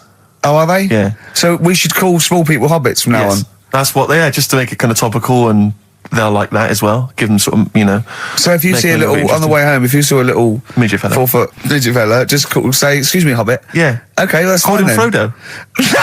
Right, Frodo. He'd like it. He'd love it because everyone loves the Lord of the Rings. They love it. No, everyone loves the Lord of the Rings. In the end, if you ever get to the end, they all hug each other. They say, well, basically Frodo has to say goodbye to all his other little fellas, and so he's hugging them. I don't know how many of them there are, and he's hugging them, right? And it is the most interminable thing I've ever seen. It's like the music's playing. They look into each other's eyes. He hugs them. He hugs. They pull back. They look at each other again. That's like, we'll never see each other again. Then he hugs the next one, and I was just screaming. I was thinking, hug, just one big group hug. Yeah. Then we can get out of like it. an American football team. Exactly. Just go. Knock Not heads. each individual one. I mean, it's dragging on and on and on. And apparently on the DVD, there's like an extra sort of 20 minutes of extra footage of scenes he's cut out. Who's watching this tripe? Who cares? I don't know. I genuinely, have we lost some of our popularity by slagging off Lord of the Rings? I don't care. Screw them. If you love it, if you can't live without Lord of the Rings, screw you. I don't want you as a listener. I can't fathom it. Really, Rick, it's not like I'm trying to be wayward or controversial. I can't get my head around the popularity. But doesn't Harry Potter annoy you as well, though? Yeah, but at least it's kind of over in an hour and a half. Is it? I haven't seen it. I went to the toilet 3 times during the course of the film. Really? It's unbelievable. The woman sat next to me. Sexy stuff in it, was there? Some of those little pixies with the pointed ears. It just took me back to, Mr. Spock. All those glorious days. But, it really is just... I mean, have you seen any of them? You've not bothered? I've seen one, and it was long, and I thought it was nicely filmed, and I thought, well, okay, I'll just get through it. I even think, it was just a list of, and here come the orcs. Exactly. Right, okay, we see the orcs now. Yeah. But it's like people go, look at the amazing fight sequences, the amazing immense battles. And it's true, he's got thousands of actors and stuff on horses, brilliant. But I'm not impressed by good time management. No. Well done, he's got all those people together, he's orchestrated it, well done. But it's got to be more interesting. My friend summed it up. He said the Lord of the Rings films, they're like the film equivalent of an Enya song. Yeah. And that to me is exactly right. Lots of billowing dresses, slow musical moments. That's good. People riding majestically on horses. Enya. Constantly riding majestically everywhere. Dido's taken over from Enya in that. Well, I've got a confession to make. Go on. I like that latest Dido song. I'll play a song. I know. I thought I'd never... I don't know what to say. Let me explain something to you about Dido. Oh, God. Snow Patrol and Run. On XFM 104.9. Yeah, not bad at all. So everyone had a good Christmas though, yeah? Really? Carl, even though it was like a little bit Lanzagrotte, it was a nice Christmas. Yeah. What was the book you read, by the way? Someone just emailed in and wanted to know. What was the book you read? It was The Governor. The Governor? Yeah. Right, okay. Did you buy Susanne a gift in the end? Which you surprised her with on Christmas Day? Yeah, after that show that we did before Christmas. Yeah. I was walking home thinking, might as well treat her then. Yeah. Went and got her a necklace. Nice. She said she wanted a necklace, but I didn't know which one, but went and got one. Yeah. And she was happy with that. Yeah. Let's shut her up. yeah. But, yeah. And did she get you something? Did she get you a gift back? She did get me something, yeah. See, we knew she would. Of course she would. Yeah, but the thing is, right, she got me a little Game Boy Advance to take on holiday because she Brilliant. knows I get bored. Lovely. Right? So that was good, but I was like, hang on a minute. I know how much I spent, Oh, and I know how much these are, right? But I was clever, though. When I got to the airport, I bought her to get me an extra, bought me an extra game for it. Yeah. Got the value. Of course. when you were growing up, did you wait to ask your mum for sweets right at the counter so the woman would embarrass her into getting you it? What, you mean just slip it in the basket? Well, no, just wait till there's some, a stranger watching before you ask for sweets. Mum, can I have a Kinder Egg? Did you sit in front of Suzanne when it got to Suzanne, can you get me something else? Because remember I spent more on that necklace than you did on that Game Boy Advance. And the woman in Dixon's goes, oh, you better get him something else. And she goes, oh, bloody hell, all right then. Nah. She did well, though. You know what I mean? She's done well to keep you, hasn't she? Done well. Because you're such a find. You're quite a catch. Yeah, she must wake up every morning and go, ooh, I am the luckiest girl in the world. Well, she told you that the other night. What? She said the other night how good it is living with me. Oh, yeah. I said to Suzanne, it must be great, because I only see him 2 hours a week and I like to squeeze his little head. You can do that all day, every day. Does she ever squeeze your head? No. No? No. It's like that thing, though, isn't it? It's like when you work in a chocolate factory. You get sick of it, don't you? If it's there all the time. Yeah, she must think, well, I could squeeze that head any time I wanted. It's not worth it. I'll just, Yeah. What about your Christmas? My dad, I'm wondering if you're turning into my dad, because he bought my mum a bracelet. He won't mind me talking about this, because he said you'll probably talk about this on the radio, and you're right, Dad, I am talking about it. He bought my mum a little gold bracelet, lovely gift, you know, it was a lovely thing, and she opened it, she loved it, and everyone thought, what a great gift, lovely gift. He wouldn't stop talking about it. He wouldn't stop talking about the gift he bought. He kept on grabbing my mum's arm and showing it to people. Look at that, look at the gleam on that. The gleam! Steve, look at the shine on that. Look at the gleam there. Look at that. Gleam! And do you know what he said the great thing about that's pure gold. He went, it's an investment. That's an investment, there. Because gold, you know, it's always worth something gold. I love that when people get a gift and it goes an investment. I love it. But what? Not only does it sort of take away any of the romanticism of it, but it was the way he constantly was talking about how great a gift it was that he bought. I haven't heard the word gleam for 30 years. Look at the gleam on that. The gleam. Look at that. Look at the sparkle on that. And look at that. It looks like rope. That's what he kept saying. It looks like rope. It looks like gold rope. And he just, and I heard it, he disappeared, we were opening gifts, he went disappear, I could hear him in the kitchen going, thinking about that's pure gold, that, Elaine, that's pure gold. I might melt that down. Yeah. John, next door neighbour, John, look at that, look at the shine on that. That's great, that's brilliant though. But it's just, it sort of undermine the gift a bit, if you keep on droning on about how great it is. If people enjoy giving, that's nice, isn't it? And you got to, you know, what did your mum say? She loved it. She couldn't get a word in edgeways. That's a step up from a jar of coffee, though, isn't it? It is a step up, yeah. That's good. Oh. What about yours? I didn't get my mum and dad anything this time. No, because I'm always treating them anyway. Whenever if they need a few quid, if I can help them. Well, you are the gift that keeps on giving, Carl. No, but don't just go giving anything just for the sake of it. You know what I mean? Wait for the time that's right, sort of thing. Just because it's Christmas. Because... yeah, I mean, there's no better time, is there, really? No, I just was going to say my mum and dad didn't get me anything, but they did. What did they get? But, just some money. Mm. But I'll get them something when the time's right. Do you know what I mean? They always need bits and pieces through the year, so I'll look after them. Sure. But it was weird being away. Has anyone got caught onto the fact that they leave groceries in the telephone box near your dad yet? No, that's still going on. Is it? Going on, yeah. Oh, that's fantastic, isn't it? That is just fantastic. So when he needs a loaf of bread, pint of milk, just goes down. Does he ever give that as gifts? Now listen, are we doing the film thing in a bit? Oh. Got more prizes. Yeah. Is it better than Rockbusters? It's all right. I did it in a bit of a rush because I was only in yesterday, wasn't I? Sure. Well, yeah. If you take 3 holidays a year, then there's not enough time for the work. Me and Steve like to, put our priorities into, doing the work, coming up with a good product, and getting a holiday when we can. You know, we haven't. I haven't really. I'd love a holiday, Rick. You know, I love a holiday. But I don't do the holidays for me. It's for Suzanne, isn't it? She's the one who likes going away. With you, I'll just go. Yeah, so I'll go with her. Do me bit. When you were playing Game Boy, right, and you'd looked in the hole, and you were reading your book, what is she doing? She'll make things seem more interesting to me. Do you know what I mean? So, like, when we're at the Owl and the bus driver said, "You've got an hour here," I said, "Why have I got an hour here? I go to a funeral with someone who I loved in the ground and don't spend an hour around it. Why do I want to..." Do you know what I mean? Why do I want to spend an hour looking in this? Wasn't that terrible when your auntie just shot up in all this magma? Yeah. That was terrible, wasn't it? That was the worst funeral you'd ever been to, wasn't it? But she'll tell you, that would make funerals more interesting. If they just... It was a cremation and a burial. Yeah. You just put them in a volcano and they go 2, 3, back here they go, wee, up to heaven. I was having a conversation with my flatmate about songs that would be inappropriate to have at your wedding, at your funeral. And Horny, surely is one. Yeah, was what we were thinking. Really? Yeah, that was the first one we came up with. I'm horny, horny, horny, horny. That was the first one we came up with. Isn't Robbie Williams' Angels one of the... Yes. Biggest and ones. I think Wind Beneath Your Wings, Yeah. I think is apparently quite popular. Oh, yeah. Yeah, I play that on Auntie Nora's. Can't you? Bit of Boston. Yeah. A bit of who? Busted?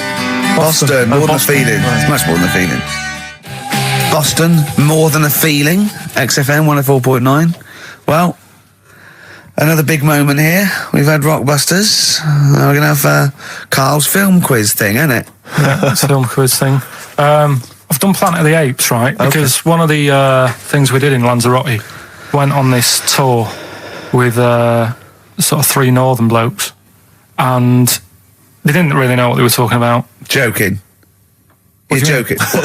Northerners not know what they're talking about. You're having a laugh. No, they'd obviously sort of not had much luck here, right? And thought, let's go over to Lanzarote, buy some vans, right? Get people in it. We'll do a tour of the island. And whenever someone asks the question, like, what year did the volcano happen? They go, "Oh, we'll take you to the visitor centres. You can read about it there." So they never actually answered anything, right? So they were useless. But one of the things that they told us was that Planet of the Apes was filmed in Lanzarote. Right, okay. Right? That makes sense. A bit of it. Well, does it? Does it make sense? Well, what do you mean, well, maybe does it was, maybe it wasn't. Okay, anyway. No, I mean, if they wanted to show sort of an barren, sort of post-apocalyptic sort of subject, choose where you went on holiday. Yeah. Obviously. Yeah, but when we were there, well, he took us to this sort of beach, and I said, "Is this where they did it?" And he was like, "Yeah." I said, "What? Right there, yeah." And I watched it, and I couldn't see where I was. Yeah, you know that if you watch a film from 1968 and you've been to the same place, the you're new not one. going to feature. You're not going to see you in the back walking along the beach. It's a new one, new Planet of the Apes. Oh, it was a recent Planet of the Apes, Yeah, you mean? that's what they said. Yeah, Right. right. So I thought I'd sort of. Now that sounds a little bit more far-fetched. I'd have thought that was probably a lot in Hollywood. Yeah. Well, I don't anyway, is this the current Planet of the Apes or the old one you've done? Current Planet of the Apes. This is the recent one. All right, there'll be a question at the end of it, so listen on that. Is this entertaining to anyone, this? I mean, just take the last 4 minutes of conversation. But seriously, Rick, who cares? I don't. Do you? No. I don't. DVD's selling well. Exactly, what do I care? All right, come on then. All right, so Planet of the Apes, question at the end of it, listen and win some stuff, all right? Hey, where am I? What is this place? Hang on a minute, hold on. According to the Lanzarote guide, we've been dropped off at the volcano bit. Apparently there's 36 volcanoes here to be seen. I hope you don't mind my saying, but this is a waste of time. I know what you mean. Don't know why they need 36 volcanoes. Just keep one. Fill the rest in. Like a car park or something. Excuse me, guide. Why's the bus dropped us off here? What's so special about this place? Well, according to our holy writings, that is where creation began, where the Almighty breathed life in the time before time. It's amazing, that, isn't it? All this has been stood here for years and years. What about the coffee shop there? Is that old, is it? Well, nothing. You're out to rip us off. I raised about £4 for a coffee there. Always ripping people off. That's what annoys me with these trips. You get us in the middle of nowhere, we die in a thirst. I'm not able to do without. The reason I've come here, I believe this is where they did Planet of the Apes, innit? Love monkeys. Especially the ones in Planet of the Apes, because they talk and that. Talking monkeys can't exist. Joking, aren't you? Of course they can. Getting up to all sorts of stuff. I read about a monkey the other day who worked on the railway. Right? There was another one about a chimp that did a bank job and went off to Spain to sort of... Shut up! Oh, yeah. What is that? Little monkey fella. It's come from that little coffee shop. It's been serving coffee. Now that is worth paying £4 for. No, you're teasing him. I'm not teasing it. It's working, isn't it? It's serving the... We want some coffee. Get us some coffee. I've heard about this. You can buy coffee that's been sort of hand-picked by monkeys. It's like Coffee Mate, except it's more sort of coffee primate. Yeah. Hello, little fella. We want coffee. What do you mean, we? You're gonna have a coffee, aren't you? What else are you gonna do? Go and look at another 35 volcanoes? I'm staying here. I'm having a monkey coffee. It's brilliant. You find this amusing? Jesus, it's a talking monkey. Right, mate. Have a couple of coffees. Don't start now. We're off duty. I'm starving. What do you mean you're off duty? Have you bananas later? Just get us a couple of... Right.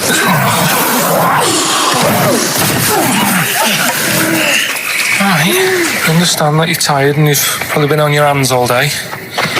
Just forget the coffee. You go and get some lunch. After you've got some coach, you lazy ass. You damn human!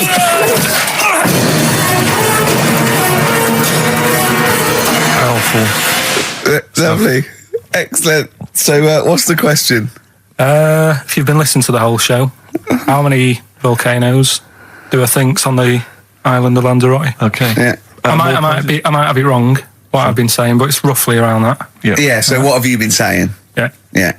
All Brilliant. right. Ricky.gervais@xfm.co.uk. You're more likely to win the prize if you leave your address on the email. Yeah. Because otherwise we can't really be bothered to phone people or email them back. So, Good point.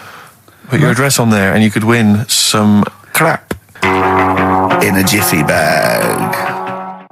Carl's theme tune there by Placebo. Special Needs on XFM 104.9.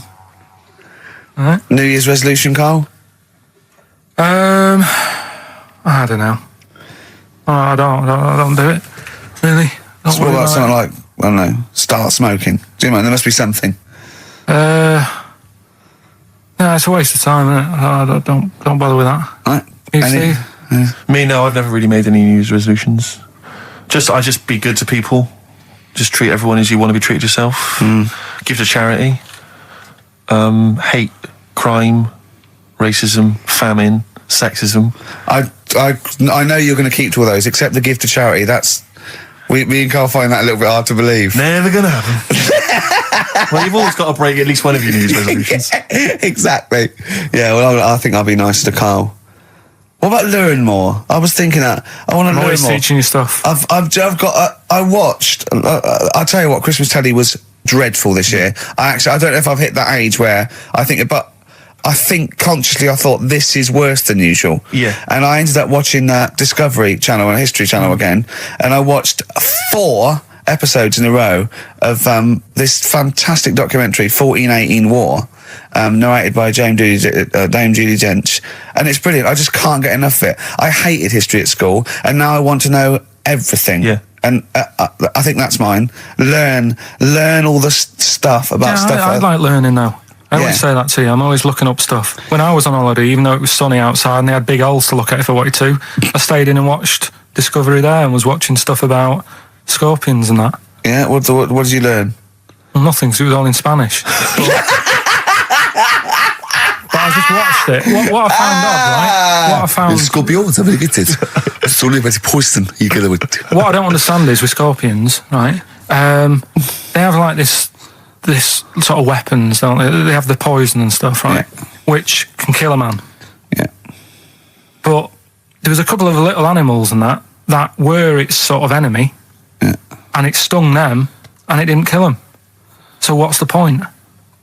Well, firstly, not all scorpions kill a man. Some of them, this one did, they said. Yeah, well, they range from like bee stings to so much venom it can take down a horse on things like spiders and snakes and scorpions. So it depends. But a scorpion that will kill a man would kill a rabbit. So I don't know what you're talking No, about. there was a snake that it stuck its thing into, and some sort of beaver, and they were just like running about. There's nothing funny about that, so why are we laughing? Well, the snake wasn't running about, was it? Well, it was slithering about a bit. Yeah. What was the beaver doing when the snake... Just sort of, I think it ate it in the end. What? Ate what? Ate the scorpion. Just wandered off. Well, it wasn't a beaver. There you go. There's no you've learned that. way it was a beaver. All right, an otter.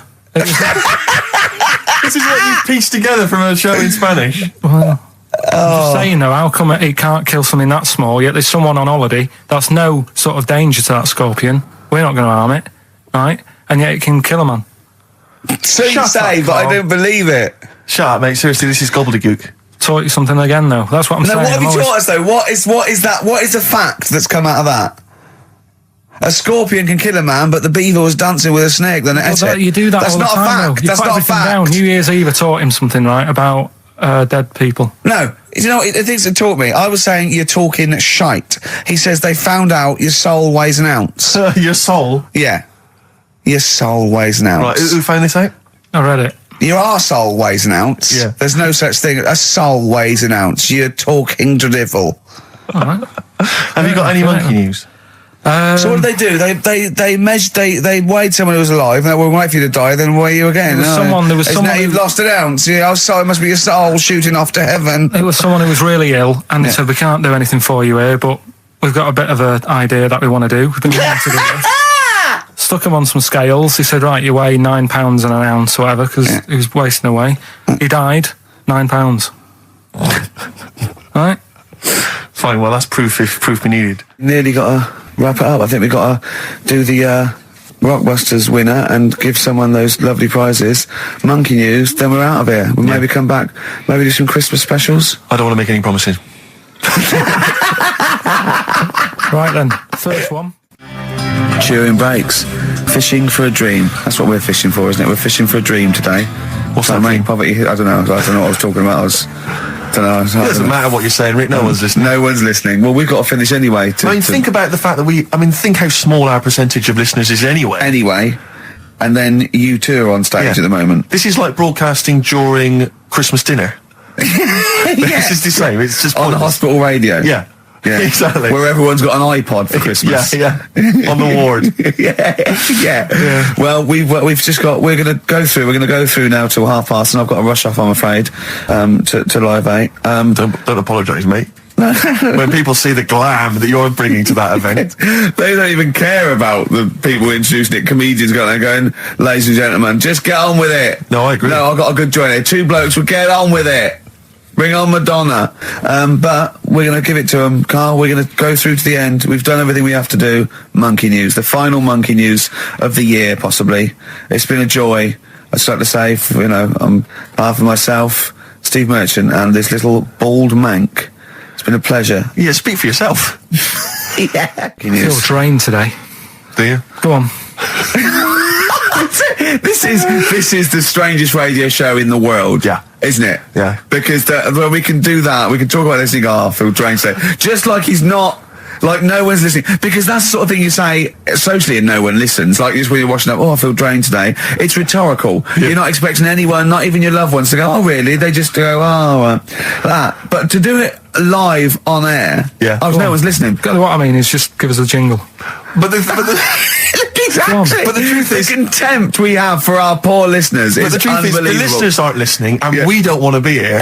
So this really is one of the most pointless things ever. No, would have been quite happy to do a full show. But you know what? The flow of it's just. I would love to listen to this back in 10 years. This actual show. Let's keep this forever. Let's keep this show forever. The show we went early. We were bored. It was a day we're trying to save Africa, but we're a little bit annoyed that no one's listening. Yeah, right. Right, once and for all, the final monkey news of the year. Oh, go on. What were you going to say? No, I was just going to say, if you're not into the Live 8 and you're gay, you're not listening. Because you're on a walk. Game went on for hours, right? No one's listening. The terrible thing is that not even we're listening to Carl now. I know. Literally no one is listening to Carl. Insulting. There was a lot of smoking going on. It's going on. A lot of eating and nuts going on. That was a bit weird because they don't normally get through as many, but for this night. So, come on, let's just play Bruce. Goodbye, everybody. See you maybe at Christmas time. Goodbye. Well, Here we are again, XFM on a Saturday. Just gone 1 o'clock, Steve, if I'm very much mistaken. But we're not here as such. We're away again, gallivanting around. We've got to do the special sort of best of again. Okay. Which we did a few weeks ago. So this is the best of the last 3 weeks. Which I think is, I think it's the best 3 weeks we've ever had. But I'd like it condensed into 2 hours. Yeah. Yeah. Some great music as well in there. Yeah, there'll be some great music interspersed with fine chat that you've already heard. Yeah. Except this bit. This bit's new. We've actually, out of the kindness of our heart, we've come in last week. Yeah. Yeah. And we've done a few clips just because we felt a bit guilty about shooting off. Yeah. Even now, having heard this link, I'm beginning to wonder if it was worth our time. Yeah. Well, should we play a classic link? Let's play, what, from the last 3 weeks? After this is Feeder. Alright, so, here's the first bit. Yeah, you might want to try and you heard about the hanging one when the fella was... Sorry, mate, go on. When the fella was hung. He was hung, and... Hung? Sorry, what's hung? He was hung by a rope. So, isn't that... No, I think it wasn't he a Chinese emperor? And wasn't he hung? Yeah. He was hung. Some fella who'd done something, they hung him. It's not a word anymore. He was hung. Well, don't be doing that again, because you said squoze wasn't a word, and then I shown you a menu today that someone sent, and it said fresh orange, squoze. Inadvertent commas, and next to it was the word colour, spelt C-O-L-O-R. So, presumably either the American menu, right, in which case there's loads of American words that we don't use, or... it's just a badly typed piece of work. Anyway, there was a bloke that was hung. He was hung and that, but he didn't die. Hung on that, he was definitely a Chinese. Hung on that, yeah. I remember him now, yeah. He didn't die, and they said, just hang on a minute whilst we change the rope and that, and he stood there waiting, changed the rope. They tried to, do it again, and didn't work. It didn't work, right. So, they got another rope, right? Didn't work. And then they had to let him go because it's like there's a well-known saying or something from this thing. Yeah. What do you make of the first genetically modified baby? Oh. Are you worried about this? Do you know what did they do? What? Let me see what it says here. Isn't it just choosing the eye colour? Well, this is the concern, isn't it? That in the future you'll be able to decide whether it's a boy or a girl, how intelligent it is, what it looks like, is it handsome, is it ugly? Obviously, no one will choose an ugly baby, and so on and so on and so on. And so it means that where will it lead? Where will it end, Carl? Are you concerned? I've thought about this a lot. What will us three look like in the future if they're being genetically modified beautiful people? What will we be like? How will we be considered in society? True, yeah. But we've talked about this before, haven't we? About the cloning thing. Yeah. That's a bit weird. Yeah. But I don't think it matters because at the end of the day, right, you might look like some other kid, but it's the way you're brought up that will change your features and the way you are, your personality. If you lie, you get a long nose, don't you? Well, no, but listen, right, because I remember when we, I was growing up on this estate. This is going to be good. Go on. No, it's not. It's just an example of how this doesn't work. Go on. So we don't need to worry, sort of thing. Sure. Right? Okay. So I'm growing up on this estate, and there was this woman about 4 houses down. Right, who's a bit rough. All right. Didn't fancy her. Oh God, no. Right, but she had a baby. Well, tell me about her first. I'm interested in this woman. Why was she? It was a very... like a man in a dress. I didn't grow up in a posh house or anything. I'm not saying that if you live in a bit of a rough house, you're a bad person. What does she look like? But anyone can tattoos? Clean up. Look like Tony Green with a fag on. They didn't clean up much, right? Oh. Which, even if you've not got a lot of money, you can still try and make the place look nice. Yeah. Right? But she didn't, and a kid used to take a horse into the house. Sorry. Whoa, Neddy. What do you mean a kid used to take a horse into the house? Where did he get a horse? Must have nicked it from somewhere. Must have done. You seen a horse in it? No. What, is that from outside the saloon round the corner? Yeah, was it just tied up with a bit of lettuce? Right? That's great. Did Big Jake come looking for it? I'd been out. So let me get this. This was before the lynching stopped or after?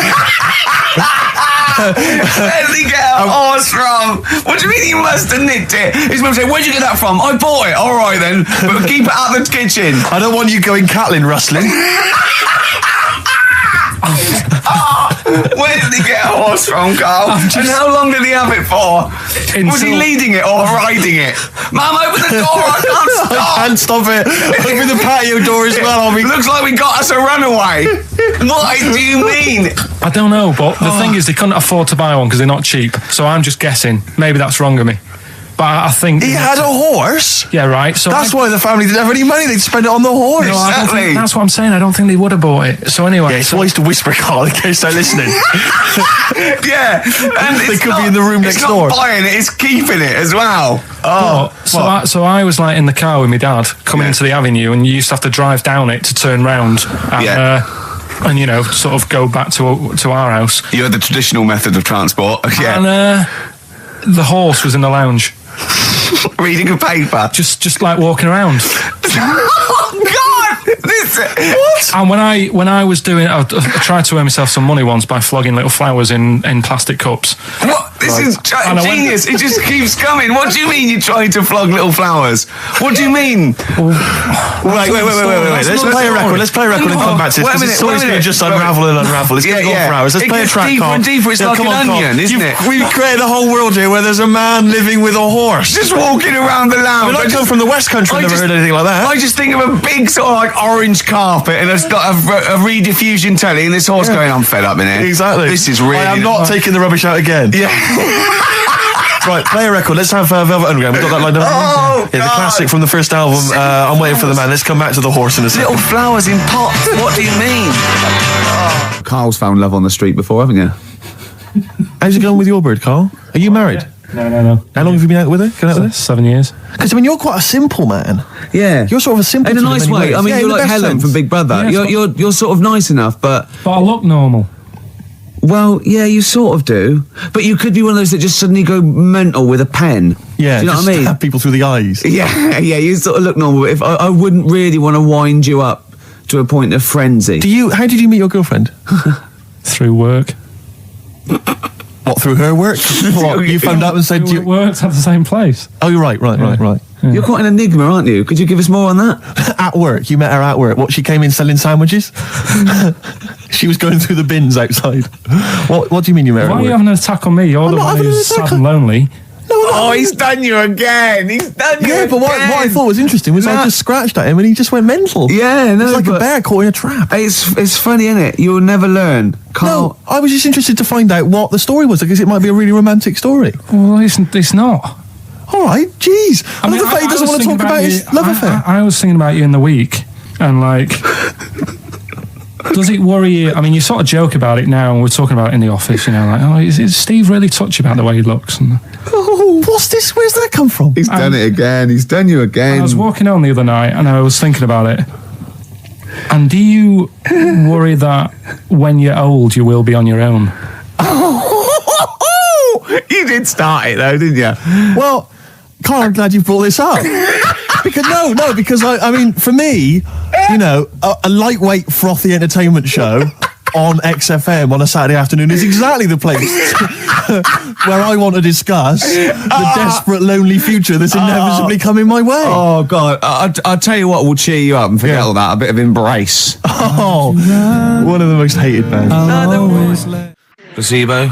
Bitter End on XFM 104.9. This is pre-recorded. We recorded this a couple of weeks ago, before Christmas. I hope you had a great Christmas. If you didn't, not our fault, really, is it? Nothing to do with us. Wouldn't have thought we'd have. We're well over time because we've got plenty of cash now, thanks to a lot of you who probably bought the Office DVD. Yeah, probably got and that if you in haven't stock yet, and you've maybe got vouchers or money, still available. Still there in the shops. Still available. You can still make it the best-selling DVD of all time. Please do. Yeah. Please do. I'll tell you what you want to hear there before you make your mind up. I'll tell you what, if you like this next clip, go and buy the Office DVD. I think you will. It's a brilliant clip. It's the one where we talk about, well, it is self-explanatory. Yeah. That blew me away, right? That the fact that he got the name, he got the number. Spooky bit, right? I'm walking home. I called you up a couple of times and I left a message on your phone because it was just amazing. Not only was he good at magic, but his maths was brilliant. No, well, that thing adding up to 42 was like, how did he do that? I mean, we didn't even make a big deal out of that. He said that to me. He said, all Carol Vorderman's got is the maths. Do you know what I mean? Imagine him on Countdown. Yeah. He'd even know what they were going to write down. Do you know what I mean? So a bit of a wasted talent. I should see him again about that. I think it's... So I get into my flat, right? And what they do in my flat where I live, they put the post in like these little pigeonholes. Right, and I don't normally check them out. I leave it for Suzanne to do, right? Sure. But this time, for some weird reason, I thought, right, I'll check it, see if we've got any posts. Open it up. There's only this. A letter for Miss Harris. Yep, there it is. Bona fide in front of us. A letter addressed to a Miss Harris. Well, does she live there? No, it's my address. She doesn't live there. Did she ever? Don't know. It doesn't matter. It's weird, isn't it? But we've never had. Normally, I think there was a guy who lived there called Yakishoki. Mr. 42. It was definitely wasn't an Harris, right? This is the first time we've had a letter for this woman. Yes. Right. But what are you claiming? Because Darren Brown himself admits that it is not paranormal, it is not supernatural, it is a trick. It's a trick. Is it? But he would say that, wouldn't he? Hitler said that. Play a record. Well, can we open this? No! It's illegal! No, but I'm thinking if it's a birthday card for someone's like 42nd birthday. Right. You can't open that letter. Go and put it back or put you cannot open that letter. Why not? You can't open someone else's mail because you think Darren Brown's supernatural. What if we steamed it open and then resealed it? No one would know. It's only a letter. You can't. You can, but I don't want any part of it.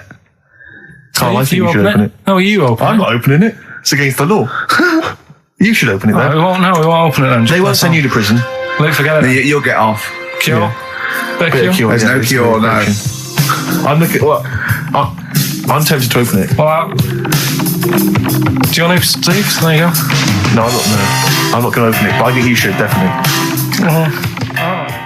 6 Different Ways by The Cure from the album The Head on the Door. We've enjoyed that. The head on the door, Carl. Ooh, bit of a coincidence. Spooky, isn't it? It was only 4 weeks ago you were talking about a head and a door. Exactly. Has the door got a number on it? 42. Oh, dear. So we're not opening it?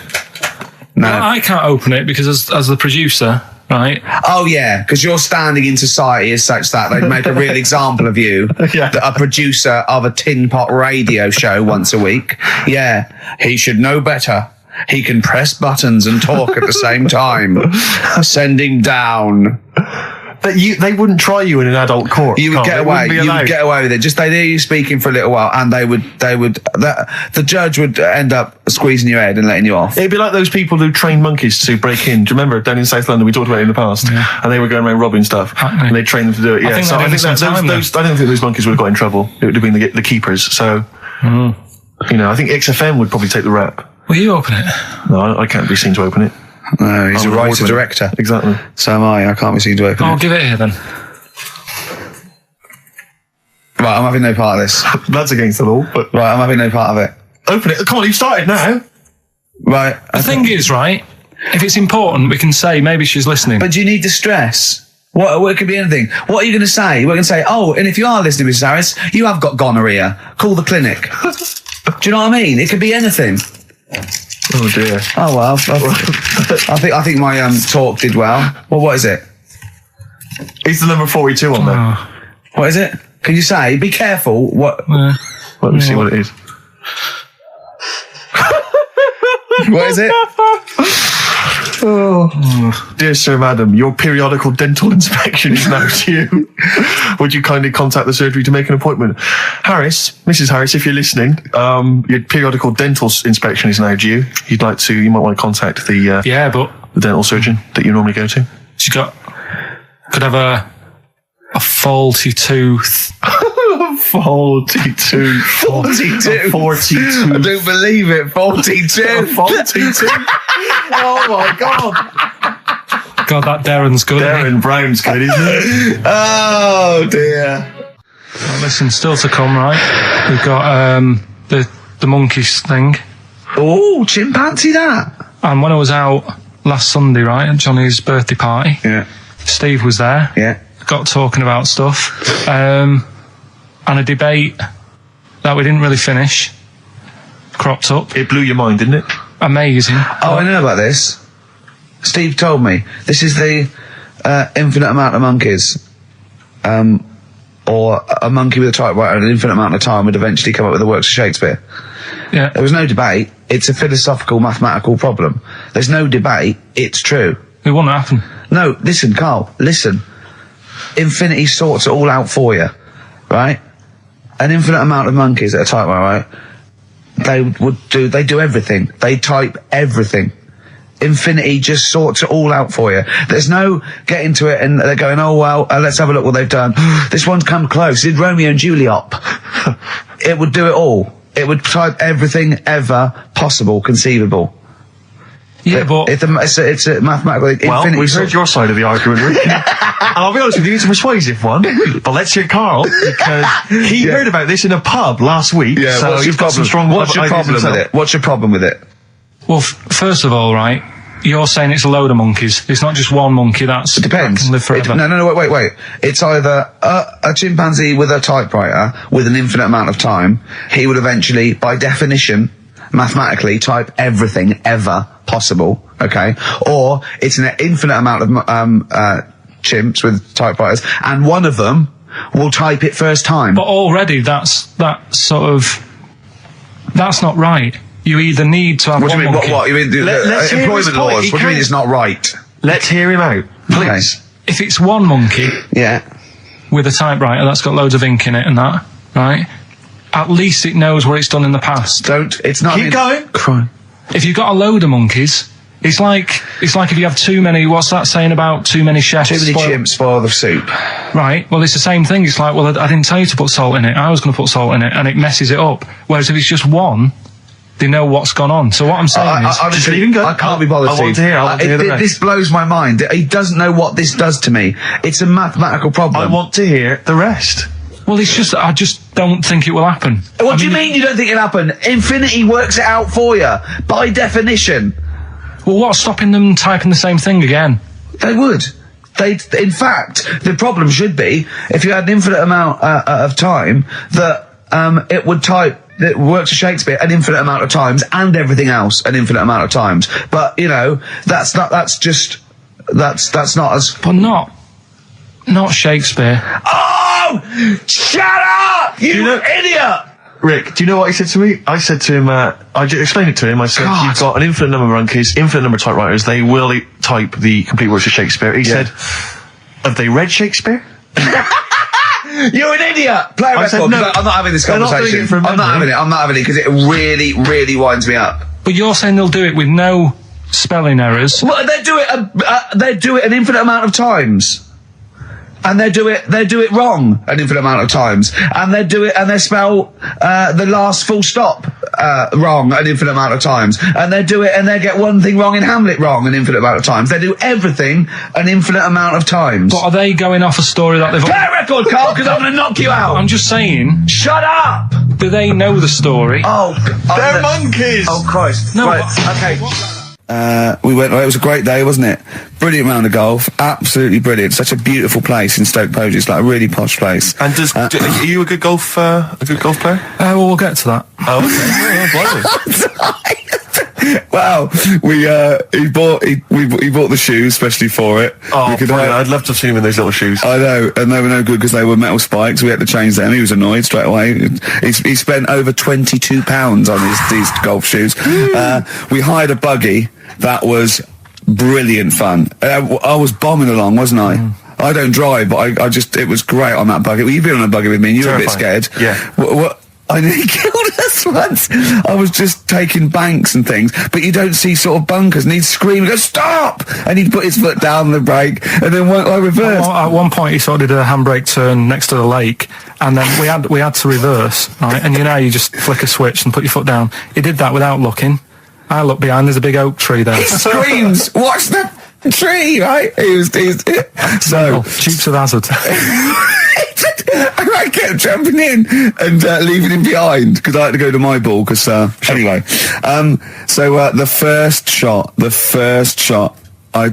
got out my driver.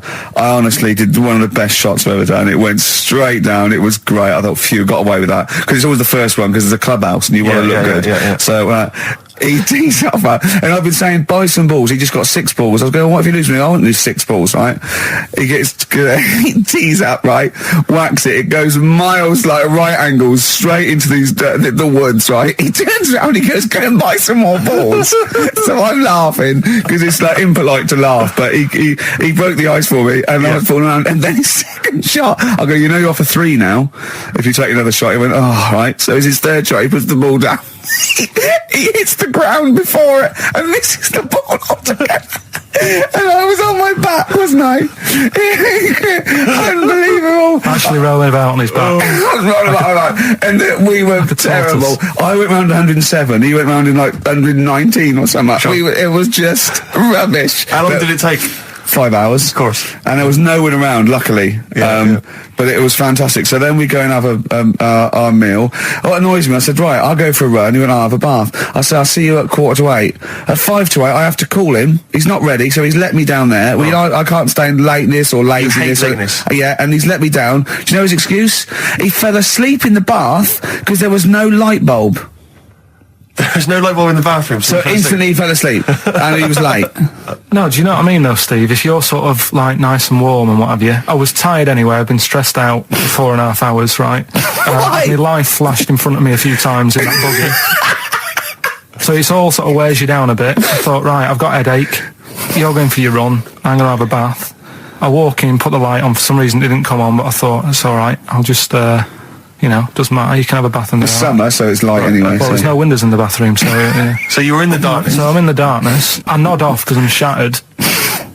He calls up, hassling me. So I said, well, it doesn't normally take that long for me because... I haven't got, like, long hair. I've got a dryer and I can sort of one wipe.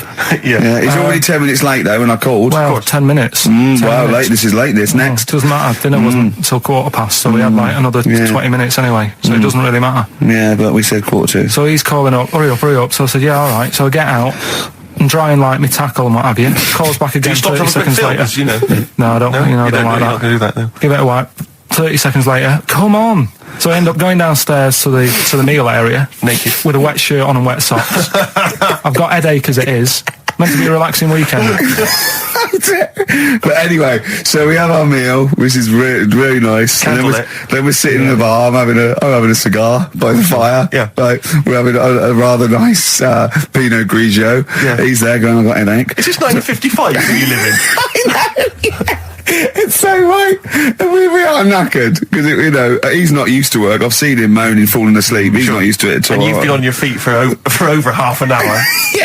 Right. So we didn't even walk around the golf course. We had a buggy. It wasn't even exercise. That was Bowie and Waterloo Sunset. Love that. Love the original. Love Bowie. Bowie was my gig of the year. These are my singles of the year. These are our clips of the year. I'm Ricky Gervais, with me Stephen Merchant. We're just picking some lovely little bits and pieces. Do you remember when we talked about this? What was that one you told me about with the porn? That was a good one. Oh, this was fantastic, right? Right. There was this. Sorry, can I just check now? We're just remembering classic episodes of the Tales. No, this is important. Well, I saw one, right? I saw one on Tales Unexpected, right?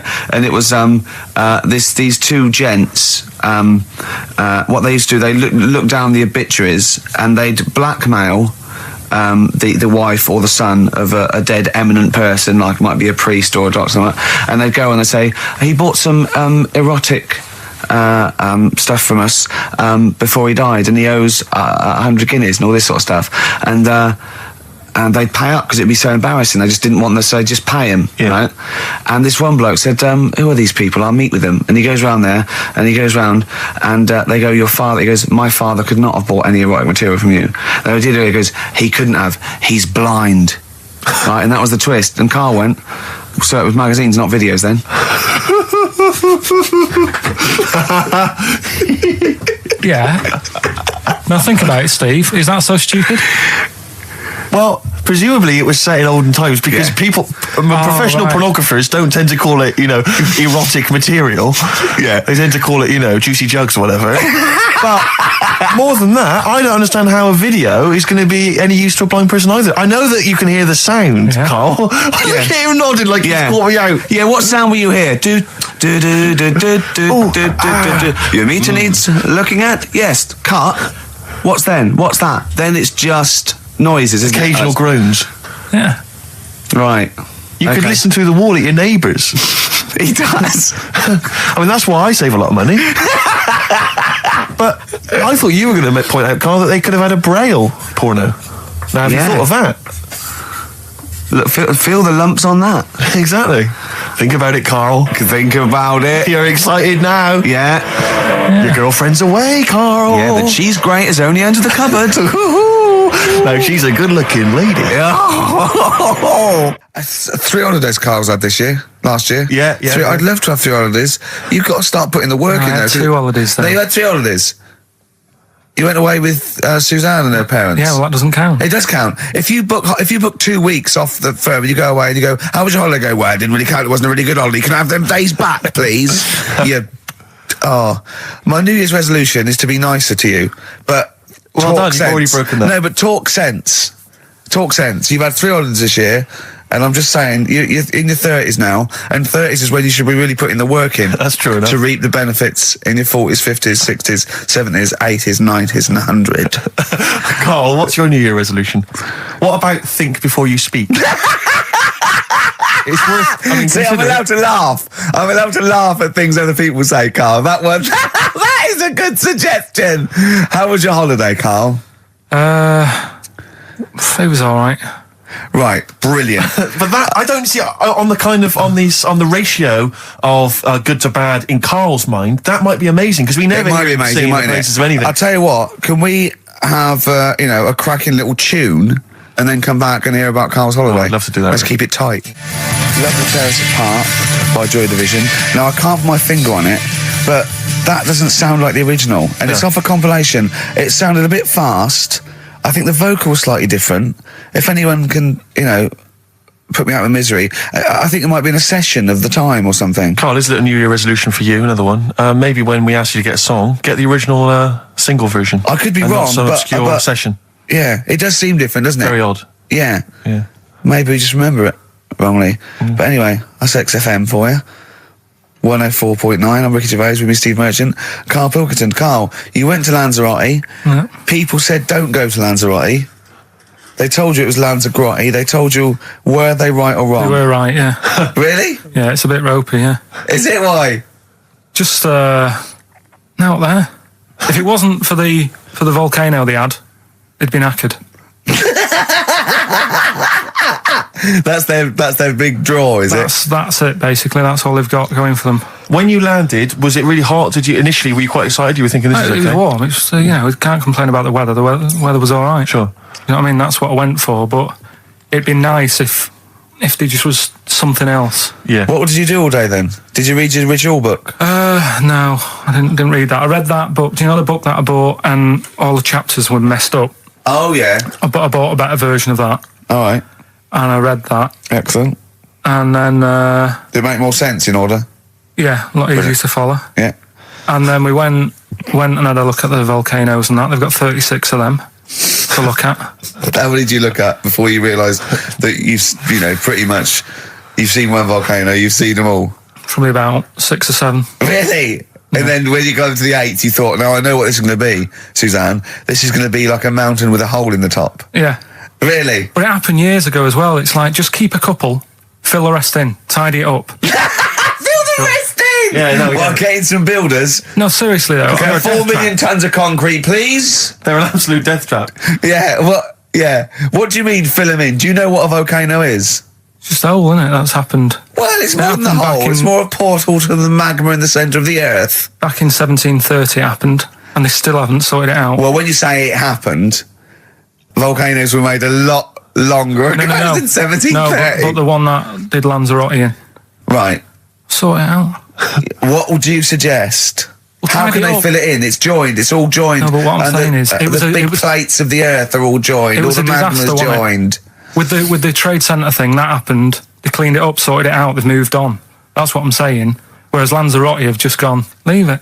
It happened back in 1730. You misunderstand me. How, in the name of God, can you fill in a volcano? You ignorant twit. No, but it's not just the holes. They've actually left the lava everywhere. That's what I mean. It's not just the big holes. There's lava everywhere. But it's molten rock. They can't just pick it up like they're like a carpet. Put it in the holes. The holes are there ready. Just push it all in. That's what I'm saying. Right, we've got who's that on the line? It's Rob. Rob, and are you a doctor? I'm a final year medical student. I'll be a doctor in 2 months, touch wood. That's close enough, isn't it? Yeah. Excellent. So, where do you study? Do you want to give more details, or do you want to remain anonymous as you're calling in to talk? I study at Barts Hospital. All right, great. So, why do GPs sometimes put their finger up a man's anus? To see what's there. You know, if you've got hemorrhoids, if you've got an enlarged prostate, you know, it's either that or they stick up a big tube and have a look up with a light. What? And it's easier to do that. Now, are you dumbing this down for us, or are you going to fail your medical exams by saying stick up a big tube with a light? I'm dumbing it down. Okay, come on then. We're all intelligent people here, and Carl. So you tell us what's that called? It's called a sigmoidoscope. Right. Nice. That was a clever test, wasn't it, Rick? 12 inch long. Yeah. 12-inch long tube that they can put up there. So, Carl, would you prefer that or a finger? Well, so do they sort of do the finger first, and then, I mean, at what point do they say, hang on, we need a light here? I mean... It's normally if there's something wrong. But, so if I go then, say if I go to this Wellman clinic, right, and they go, yeah, the art's good and that, yeah, finger, there you go, and then they go, hang on, I'm going to go and get me light and tube. I could start worrying them because they've sort of found something. And they're not likely to go straight in with the tube. They'll probably send you off some tests first. But Carl, there's nothing. But you go to these places to put your mind at rest and to know where you are with your health. I mean, it's not that you go along. That's what most people worry about. They think that because I'll go along and they'll find something. Well, one, that's illogical. It doesn't heighten the fact they find something because you go along. And two, if they do find something, it's a good job you went along. I mean, I'm a hypocrite because I don't go to the doctor, but I've had that Carl, done. You should be concerned if when they shine the little light in your ear, it comes out the other side of your ear. No, the other ear comes right out the other side. That's when you should be worried. But Rob, right, you said then, if they find something, they send me off for some tests. Why can't I just have the test without that and cut out the middleman? Do you know what I mean? Because you're wasting lots of money. There's hundreds of tests they could do, and they could do every test, and they could all come back with nothing. Or they could do the finger up there and send you for the 3 tests you need to find out what's wrong with you. But in this day and age, with all the technology and that, and like brainy doctors and all that, the only way to find out is sticking a finger up there. What are you worried about, Carl? Is it fundamentally that this doctor who's has done 6 years medical training, is it embarrassing to have a man's finger up your ass? I just don't understand how you can get round to that without... But what don't you like? Is it fundamentally you don't like anything up your ass, or is it the fact that it's a man's finger up there? I don't like going to the doctors. It makes me nervous, because I think if anyone searches you long enough, they're going to find a fault with you, right? And especially if they're going that far into you. They're going to find something. And probably not. Well, you never... I just don't... I don't know how to get round to that sort of... that point where you get a... What do you talk to the doctor about? He's like, all right, nice day. Strap your trousers. He goes, I'm gonna just, Most people just shut up and let you do it, and then breathe a sigh of relief when you say there's nothing there. Yeah. But is that at the end of the test, or is that the first thing he does? It's the last thing. So that trousers up out the door. Because he knows it ends conversation. He knows it's a bit of a faux pas. The doctor says, "Oh, I better not kick off with the finger up the arse." What I do is I'll start on with the the head, and then we're then go, "Oh, one final thing, Mr. Pilkington." So Rob, he drops his keys and he goes, "Pick them up." And as you bend over, will you be doing this, Rob? Is this what you're like open to do? You do all these. I'll have to do it at some point. All doctors do it at some point, no matter what they specialise in. So the first one, is he another doctor there to sort of make sure you're doing it right? Not dentists. No, but do you know? Dentists aren't doctors anyway. But do you know what I mean? Like normally, it's like a co-pilot will have someone with them for the first one, So when you put your first finger in, will someone be there going, right, you just want to move to the left a bit? I've already done it. Have you? Yeah. So that's the thing with a student, you're learning. So you get people teaching and you learn on these things. Can I just point out, Rob, I think I'm right in assuming that you have a glove on. Yep. And there's lubrication. Yep. And it doesn't hurt. No. There you go. What are you worried about, Carl? Who's this person who everyone's testing on in your class? It's not one person. It's not one person. There's like, when a patient comes in and they've got a problem, your boss, the consultant, he does his finger up, and if he finds something, he goes to the patient, is it alright if the student has a feel as well?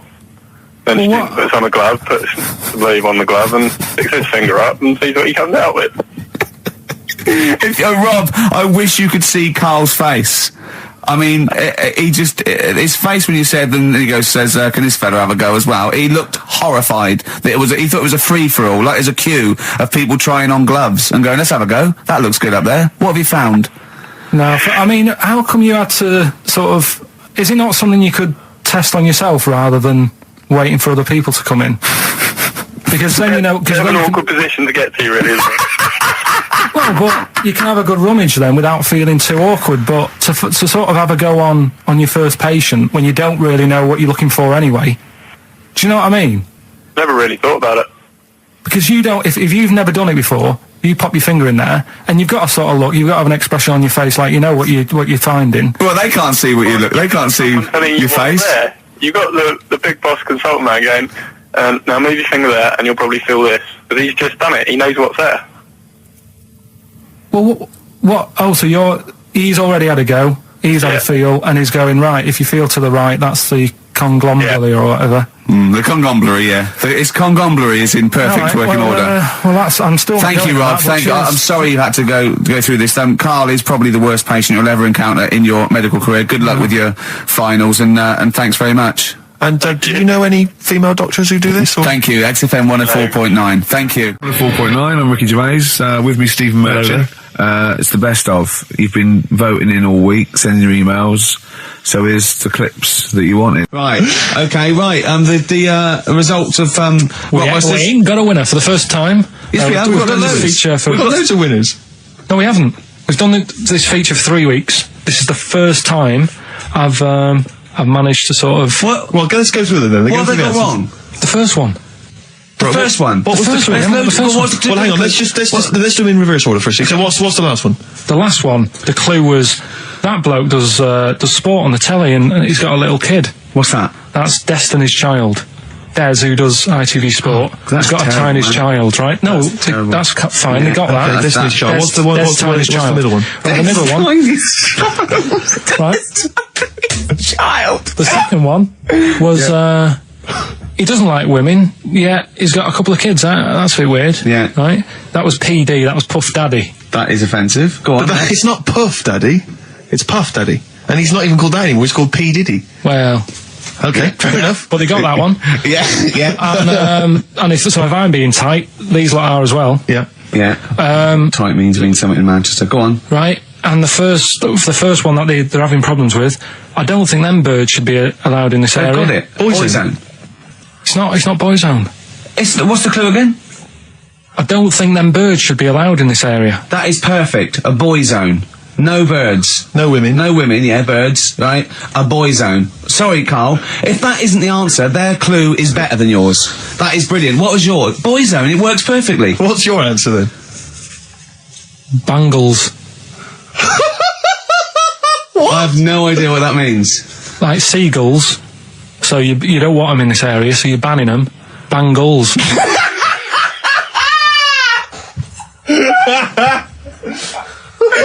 Oh! Well, give it to Boyzone, because Boyzone's better. Don't use birds being allowed in this area, it's a Boyzone. I think we should have a rollover. Can't beat them. Can't beat them. You have to use his logic, surely. But theirs works. You can't do what am I thinking. No, that's not what I'm thinking. It perfectly. It works perfectly. I think you've got to give it to the ones that got the Boyzone. Well, how about, right, because they didn't actually get into my head. And my thinking, heaven right? forbid. How about we just keep back the David Attenborough, and they can have, I'll chuck in the Hellraiser. right? Okay. And Blondie album and the Madness one. Okay, pick a winner at random. Pick a winner, Steve. I'm going to give it to Paul Sloman, who got those answers, and he also says, P.S. Carl, you're a moron. So, I'm giving that to Paul, and good luck to him. Right, well, he's got a crazy night tonight. If we can rush these over to him, he's got a cracking Saturday night. Well, if I'm a moron, I might get your address wrong when I send them to you. Coming right back at you, Paul. Yes.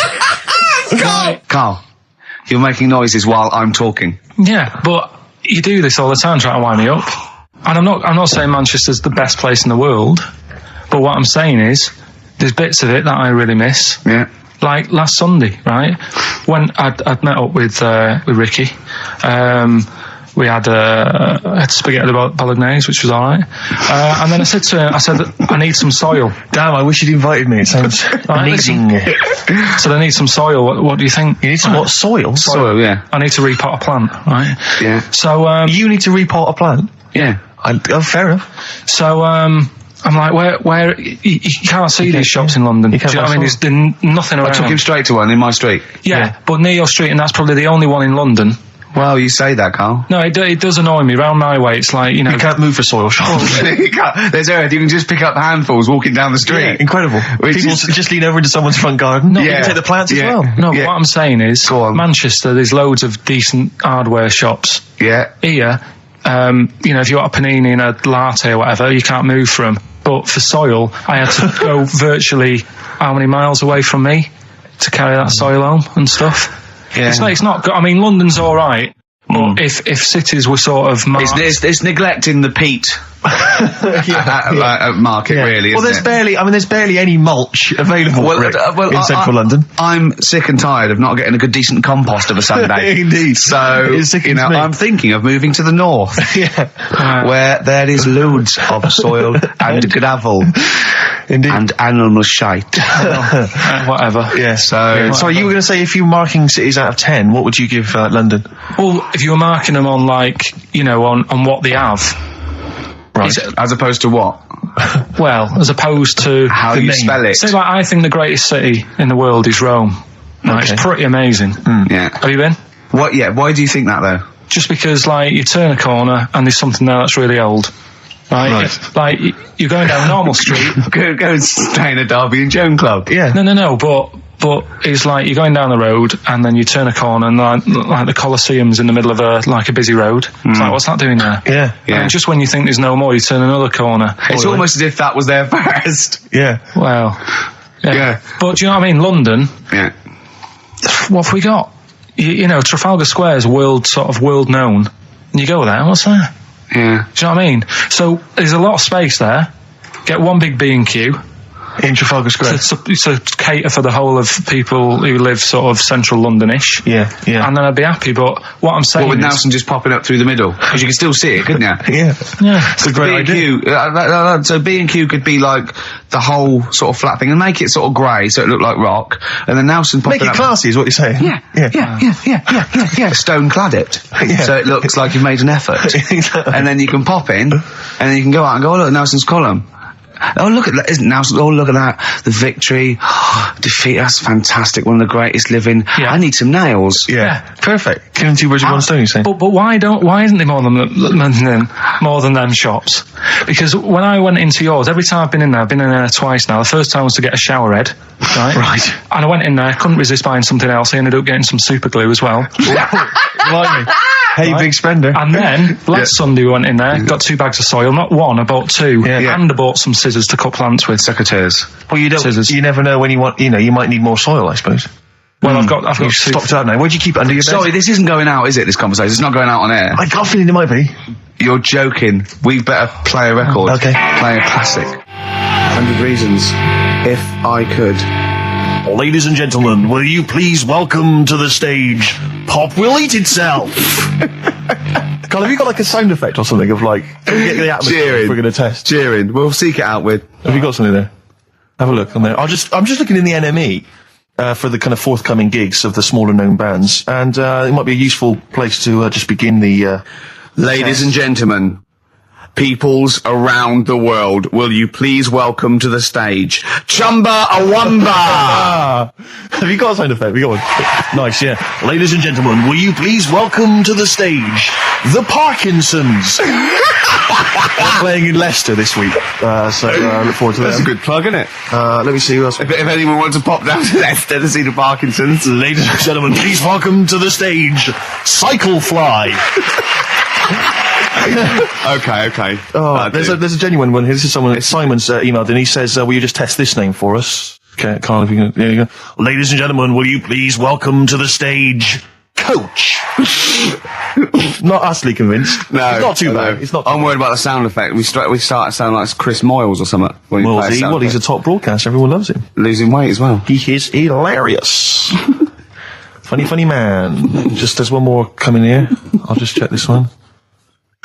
Ladies and gentlemen, will you please welcome, this is Chris in Oxford, ladies and gentlemen, please welcome, Meanwhile Back in Communist Russia.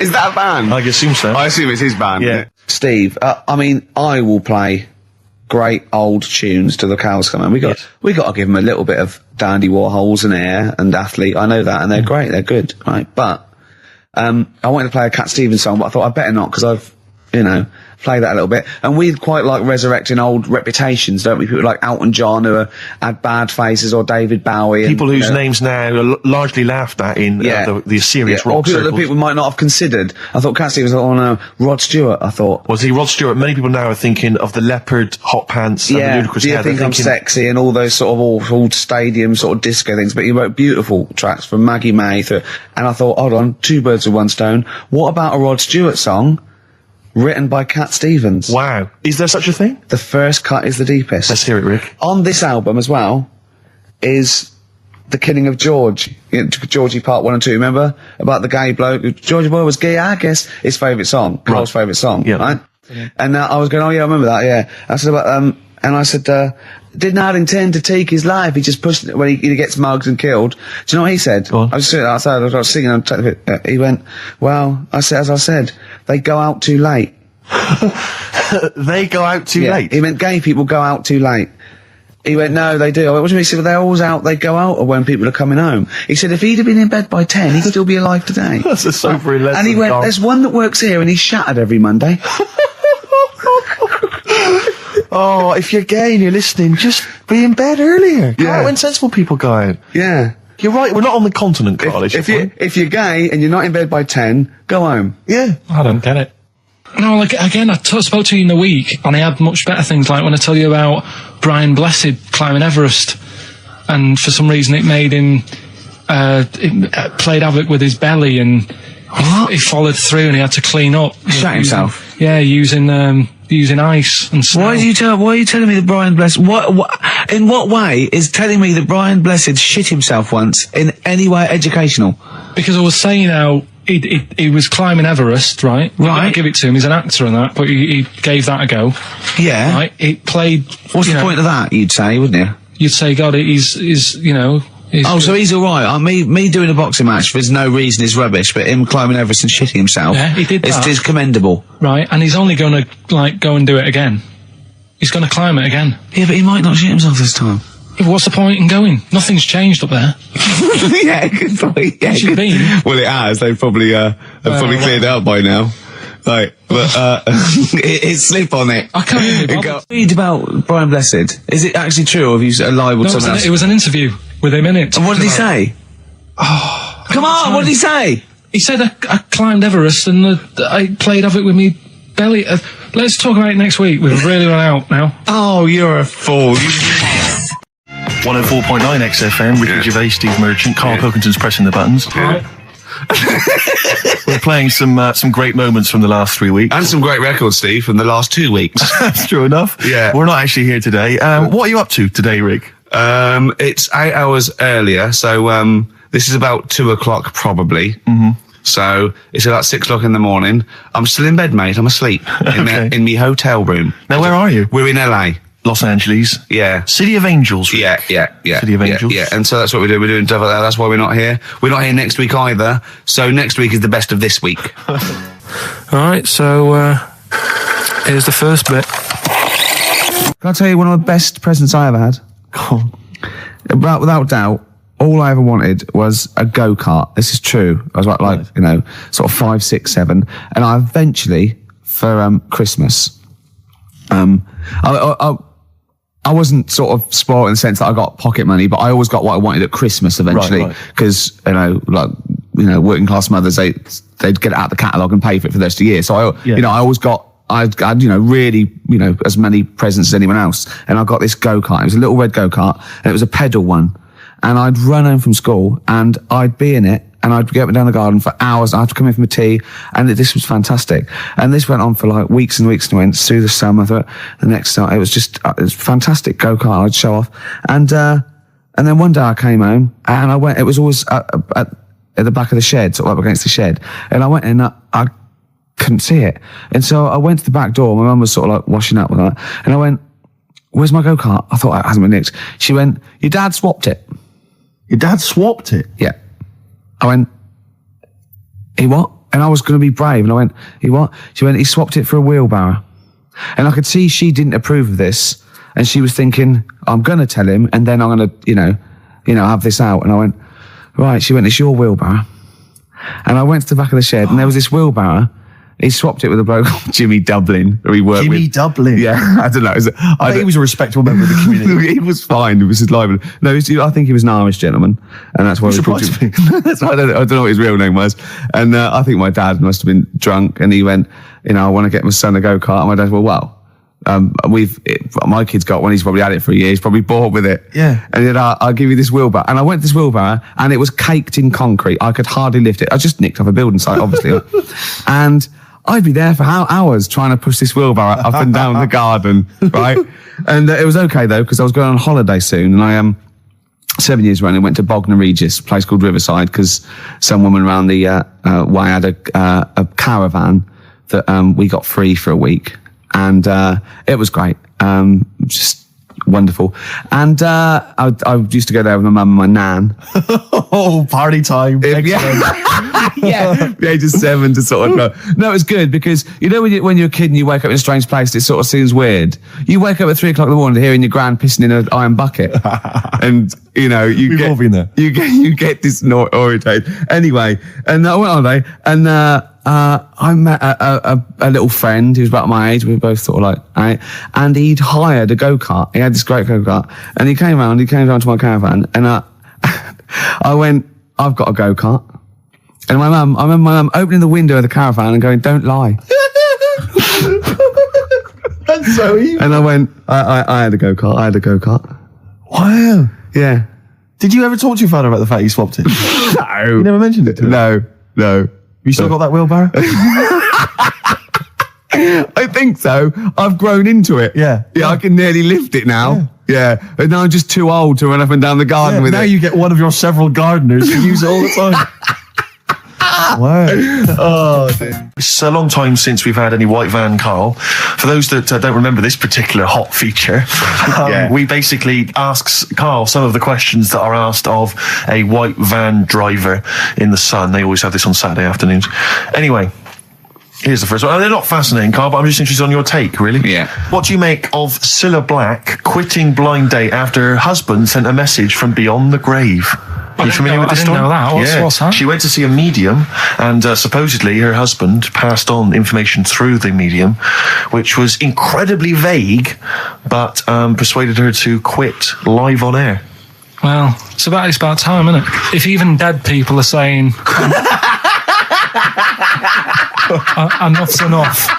But I'll tell you what, though, talking about ghosts and that, do you know how I'm into them? Yeah. Right? How weird do you think this is, right? Well, it's not true. Before you say it, play a record. No, go on. Go on. Right, it's this woman. I don't even know if it's ghost, really. It's just a bit weird. Sure. Yeah, sure. There's this woman, and she's not a woman, she's a kid. Sure. Okay. She's walking down like a street in her area. It's a nice day and everything. Everything's normal. She's walking down and a woman comes up cycling past, right? The woman on the bike looks at the kid absolutely terrified, right? Got a really scary face on her. Yeah. The kid's thinking, why is she doing that? Yeah. Right? So anyway, she thinks nothing of it, goes, I think she was playing in the park or whatever, goes and has a nice day. About 15 years later. Oh, right, yeah. She's, I don't know, I think she was going to work, right, on a bike. She was riding her own bike. Riding her own bike, cycling down the road. Oh, yeah. Looks at the kid. That's the thing that happened like 15, 20 years ago. Right. It's her on the bike looking at her as a kid. Right. Not another child. No. So it's her. She's seen herself. Carl? I mean, I don't know where to start. Firstly, where's this information come from? But I mean, why do you ever? I mean, I don't know what part of that you think can be true. I mean, honest. I'm speechless. I don't know what to say. What are you talking about? Bit weird, though, isn't it? But it's not true. It didn't happen. Nothing happened like that. She said it did. Well, then she's wrong. She said she saw herself. She saw herself as a kid, didn't she? Did she carry on riding and as an adult when she was a kid? Did she stop and talk to herself, or did she ride on by and think that's a bit weird? There's me as an 8-year-old. I won't stop. I'll be late for work. yeah. If I'm late again, the boss said he'd be in trouble. Yeah. Well, and where is this information? Did it happen to someone you know? No. You overheard it on the bus? No, it was in the 14 Times. Ah, right. Well, that's the answer. Good. We've got to the bottom of that. Right, good. What's the best job you've ever had still, Carl? Talk like occupations. It is still paper round. Is it still the paper round? Yeah. That's ridiculous. No, it was good, though. If you look at it, like, you know, what I liked about it, you're your own boss. No, you're not. You're not your own boss. No, the guy the who runs news agent is your boss. All right. But then once you get out and you've got your papers and that, you sort of, you're on your own. Do what you want as long as you deliver the papers exactly to the places he said you are in the time he said. Yeah. It's freedom, isn't it? Any jobs you wouldn't do? I've just thought of one that you wouldn't do. Go on. With your sort of mild homophobia. Well, I'm not. Proctologist. What's that? Basically sticking your finger at other people's arses. Right, well, I wouldn't do that, no. Why have you got to do that? What do you mean, why have you got to do that? Why does anyone need that doing? Because they got to look if they've got an arseache or something. Which trainee doctor makes that their speciality? Do you know what I mean? That must be, right, we got a place for proctologists, and it's you, Meadows. You came last. Oh, seriously, what? I'm not the arse doctor, am I? Yeah, you came last. Oh, I'm a bum GP. I can't believe it. Yeah, you got to, I can't believe this. Yeah. Now listen, I'll give this one. This is an easy one. Now just think, right? Think just what it means. They're not that hidden. They're not that cryptic. Just think what this means, okay? Okay. When the Hares addressed a public meeting and claimed that all should have fair shares, the Lions answered, "A good speech, hairy feet, but it lacks claws and teeth such as we have." How would you use that? No. What do you think that means? This is translated from the, I don't know, Greek or something. I don't know. It was Aesop. Where's he from? Greek. Yeah. So shall I do it in my own language? Okay. So what would happen if there's hares and they have a meeting in the jungle with like loads of lions and go, "Hey, hold on, wait a minute. I think we should all be equal and share everything. All right?" And the lions go, "Well, yeah, it's easy for you to say. We've got claws and teeth." Yeah. What does that mean? It's saying like, of course the hares want that because it's better for them. The lions get nothing out of it because they're already king of the jungle. That's right. So it's negotiating from weakness. Anyone can negotiate from strength, but negotiating from weakness is it's be lovely. It's a lovely utopian look at the animal kingdom. But the way you said it is better than the way they worded it. Well, that's because Ricky's very much the modern Aesop. I mean, many people have thought that. You know, that's why he's getting a lot of awards with the TV show.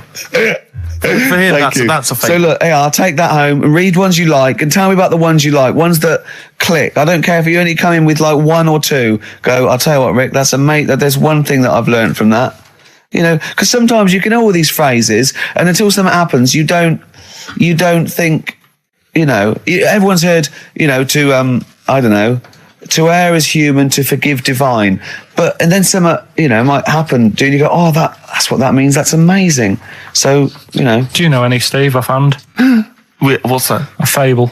Well, I would imagine that the most famous one I've always remembered is the lion with the thing in its hoof. Do you remember that? Paw. The lion, yeah, with the spike in its paw. and a smaller animal gets it out for it, but it still attacks it anyway. Well, that's life, isn't it? Well, I read one the other day, actually, which was very interesting. It was one that the famous film director Orson Welles said. Oh, yeah. Which he said, apparently there was a bear going across a lake, wading through the lake, and a scorpion said, well, let me go on your back, will you? Come on, just let me go on your back, we'll go across, it'll be brilliant. He goes, well, no, you'll just sting me. You go, don't be stupid, if I sting you, you'll die, and we'll both drown. And he goes, oh, fair enough. Who was doing the stinging? The scorpion. Right, okay. Yeah. And the bear's wading through the water. Yeah. So the scorpion jumps on the back, and they wade through the water, and halfway across, the scorpion stings the bear. And the bear goes, well, we're both going to die now. He goes, yeah, it's my nature. I thought he was going to say, I can swim. Oh, you're the best. What's the one about... Does that mean anything to you? It's my nature, i.e., that's in my nature. That's the way it is. That's what I do. Yeah, I'm a scorpion. Yeah. One of my favourite ones. These don't mean anything to you, do they? I mean, one thing is you're not impressed by them. They're all right. What about this? What about this one? Don't trust bears. Here's one of my favourites. What? He said, well, why not just say, don't trust bears? The bear's the one that was too trustworthy. Don't trust scorpions. Yeah. Right. Here's one of my favourite ones of all time, okay? A lion is dying. It's an old lion. He's in the front of his cave, and all the animals come around, like the foxes and the hyenas and the rabbits, and they're all taking the piss out of him, and they're laughing at him, and they're laughing and going, you can't fight us now. And just before he dies, he goes, fine, but I was a lion once. What does that mean? Don't know. Well, he's saying it's better to have lived and had what I had, because I was great, if only for a short time, and you lot are still alive, but you're nothing. You're rabbits and hares. I was a lion once, so Are they always using animals for these stories? Well, yeah, I could change it to refrigerators and household appliances if it would make it help, but animals, I remember the one about being ill a lot, and you say something about go on. If you keep doing that, if you keep having time off, well, I won't believe you. That's the boy who cried wolf. Is that right? Yeah. Do you know that one? Have you heard the famous one? This is probably the most powerful one. When you're pulling a face, and they say, well, if you keep doing that, the wind changes. I've heard that. Like that. Because you know that's scientifically proven. That is. That can happen. That can happen. Should we have hip hop hooray? Yeah. Are you queued up for that? No, but go on, you... Carl, sort it out, mate. I was going to... No, come on, this is what I asked you to play, mate. If you've not, you're getting too big for your boots now with your showbiz lifestyle. You're not paying attention, are you? You're not playing the record if we want you to play. Heat magazine's favourite. Yeah. Okay, so, you dropped that. CD now. That's clumsy. Oh. With the big... I can't believe you're not... Oh, fables are great. He's not impressed, is he, Rick? No, I am. I mean, once I take this book home tonight and have a read, I might change my mind on them next week. You're coming all stressed. I'm not impressed with the ones you've been talking about, I must admit. Okay. XFM 104.9, Ricky Gervais show with Steve Merchant. Hello there. Good. And we're not here this week. We're off jetting around the world, so we've pre-recorded these links. The time is currently somewhere between 1 and 3 o'clock. So a time check there from Steve Merchant. No problem. Yeah, and what about this weather? Isn't it warm? Stroke, edit that, Carl. Cold. Okay, whichever one. I'm pleased to see that the congestion charge has had some considerable effect. Had no effect. So just, wasn't that great on telly last night, the film? Yeah. I particularly enjoyed last night's EastEnders, Coronation Street, Brookside. Okay, yeah. Rockbusters. Yes. I don't want you to have monkey news right now, because we've just had a little story there. Sure. You don't want to go too far. Yeah, go on. So we'll get Rockbusters out of the way. Have we got a winner? Come on then. See, it worries me that we've had very few entries. I think that even your mental fans aren't getting these, which is really worrying. They must be terrible clues this week. All right, well... has anyone got them right, Steve? I think there's just one guy, who I suspect has won in the past. Well, so what? Right, the first one. If you go out of France by boat, you might as well buy your fags when you're on that, because you'll get them a lot cheaper. Brilliant. Right? Yeah. BF. Yeah. Buy it ferry. Right? That's like... What? Buy on ferry. What? Buy on ferry. What's that? Is that a band? What is it? I don't know what it is. Brian Ferry. Brian Ferry? What's that got to do with buying on a ferry, though? Just because it's quite close to it. Buy on ferry.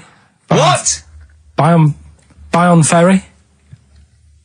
Sorry, what's your first language? The second one. That's rubbish. That doesn't count. No, Brian Ferry. Brian Ferry. There's this little foreign cafe. It's growing its own steak. That's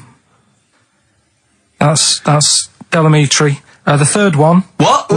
Sorry, what? What is that? What is that? Delamitri. Delhi is a little foreign cafe. Yeah. A meat tree and that. A meat tree? A meat tree? What were the initials for that? Just D for that. Just D for that? Yeah. So not DA? So you didn't even give him a chance to get the group? Well, they got it. Well, no. No, they didn't. Right, it's the end. Go on, right. Go on. Delhi meat tree? Delhi meat tree. One word. D. Or any letter. They grind their own meat. M's in it. Go on. Okay, so Bayern, I love Bayern Ferry. And Oxer Music was brilliant. I love Oxer Music. Go on. Can I just point out, Rick, that we've David Bowie?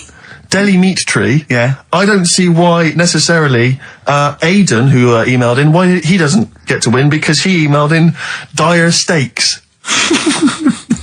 Seems to be just as valid as far as I can tell, but Delhi meat tree it is. And the last one, if there was a Jamaican fella on the Titanic... I'm looking forward to this. With a little bit of fear. Jamaican fella, if he was on the Titanic, he probably would have screamed this. Yeah. That's Christ de Berg. Oh! I don't know what to do.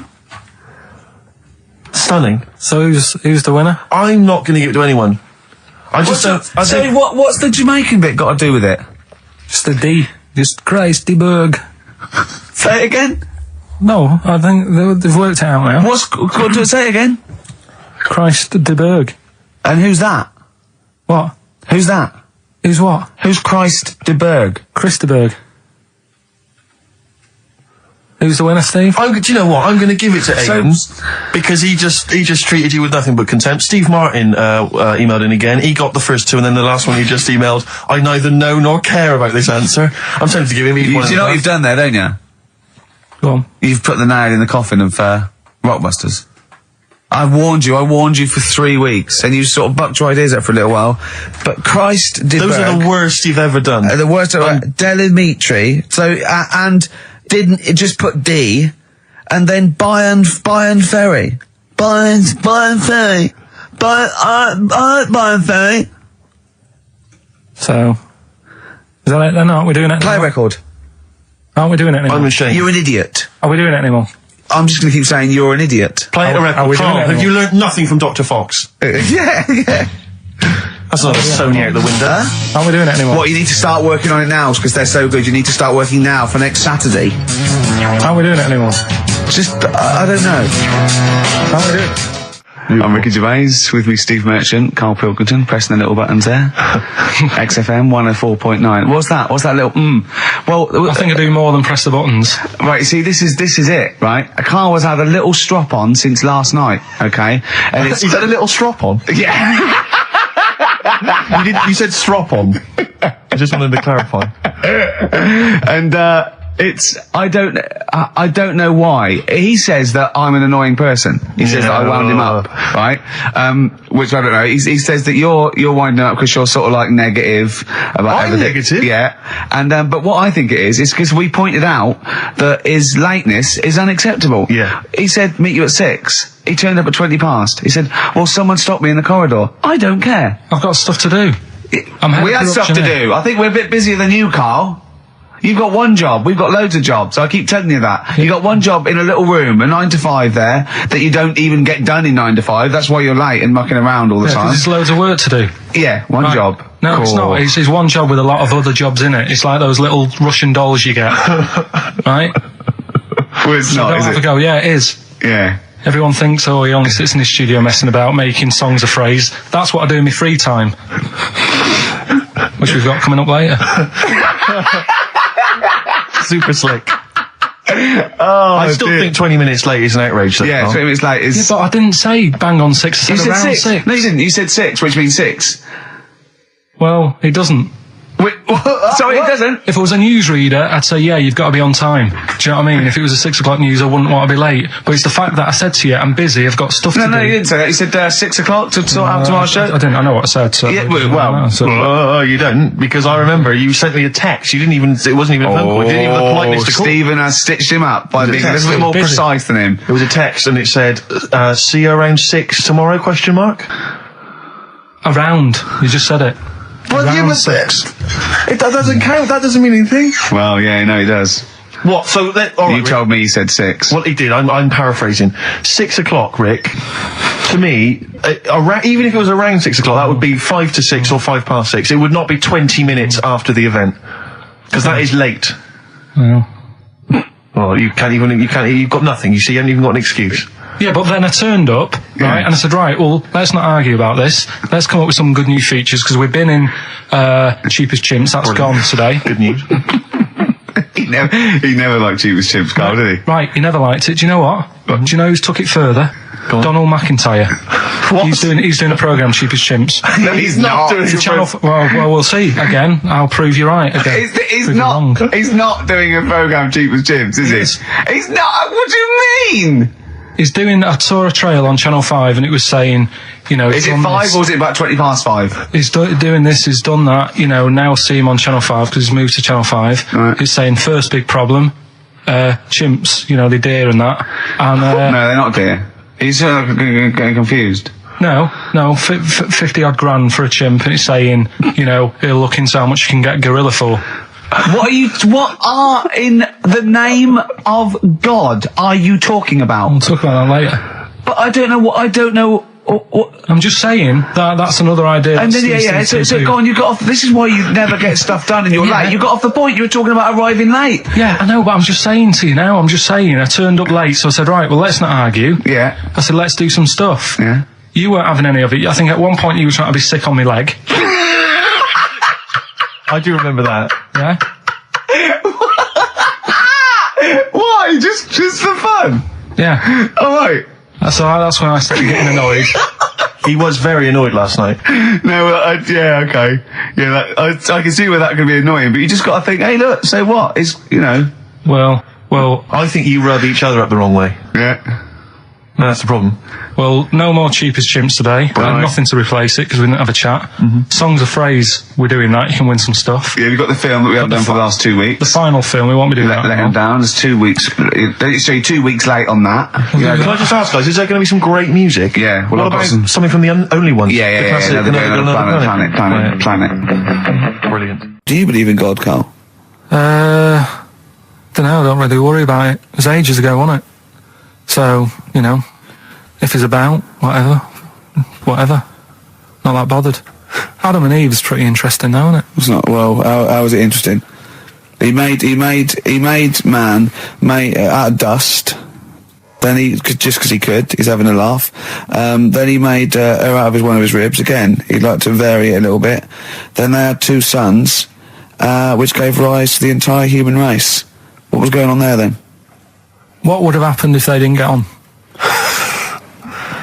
That's interesting. Sometimes with pandas, they don't fancy the other one, do they? They go, well, that's my choice. One. You've brought me one panda from Lisbon Zoo, and I've got to shag that. What if I don't fancy it? What if they bring in a right slapper? Do you think what if it's the equivalent of like Love Island, whatever it's called? It was like Celebrity Love Island. Yeah, and they're going, I am not shagging that slapper.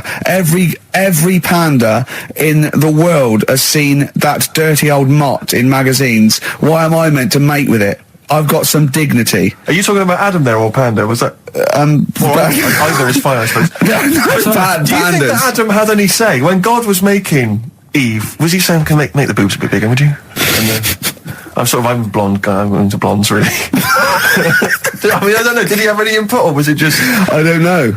Well, I suppose it was one of his ribs. I know, but it's probably restricted. You go, well, I'm working with a rib, Adam. Give me a break. There's only so many things I can do. Well, he was probably in kind of intensive care, wasn't he? With the whole. They go, well, I can't just keep making the boobs and things bigger because their legs will get shorter. I don't mind short legs. Yeah, make the legs longer. I don't mind no legs. As long as the boobs are sizable. I tell you what's weird though, Steve. Right? Everyone's heard of like Adam and Eve. Yeah. What's the surname? Yeah. Where'd they get their post from? Unbelievable. Then 104.9, Ricky Gervais, Steve Merchant. We're not actually here. It's the best of. Got some new ideas for you. Go on. Well, they've all been blinders in the past. Go on. Did you do any competitions when I was away? Did we? I think we did, didn't we? Did we give away a DVD? Did we? Yeah, we did. Yeah, go on. Yeah, right. Go on. Anyway. Well, I thought of some. This isn't like radio, is it? As we know it, this is just people talking. If the mic's on, it's luck. Yeah. If anyone's listening, I've no idea what they think of this show. It's not a show. Not in the traditional sense. No. Okay, then you're going to change with that, Carl. Because a show suggests a certain form of presentation. Yeah. A certain pride. And when we do present it, dare I say it, some planning. Yeah, and when we do, it's ruined by pressing the wrong button. Yeah, but I've got some planning here. Go on then. Quizzes. What I did was when I was on holiday. Yeah. Right. You said come up with a new idea, right? So the best way of coming up with ideas is sort of thinking, sort of nicking a TV show name and then twisting it a bit. Yeah. So. Or just rip off Simon Mayo's idea completely. That's good advice for anyone out there. I didn't. Yeah. If you're interested in ideas. Carl is presently running a course writing for TV. Yeah. And that's the lesson one, isn't it? Just rip something else off. Just do it and change the title slightly. Yeah. Well, go on. This one I haven't really got. I don't know what to do on the game, but I'm thinking strike it, Ricky.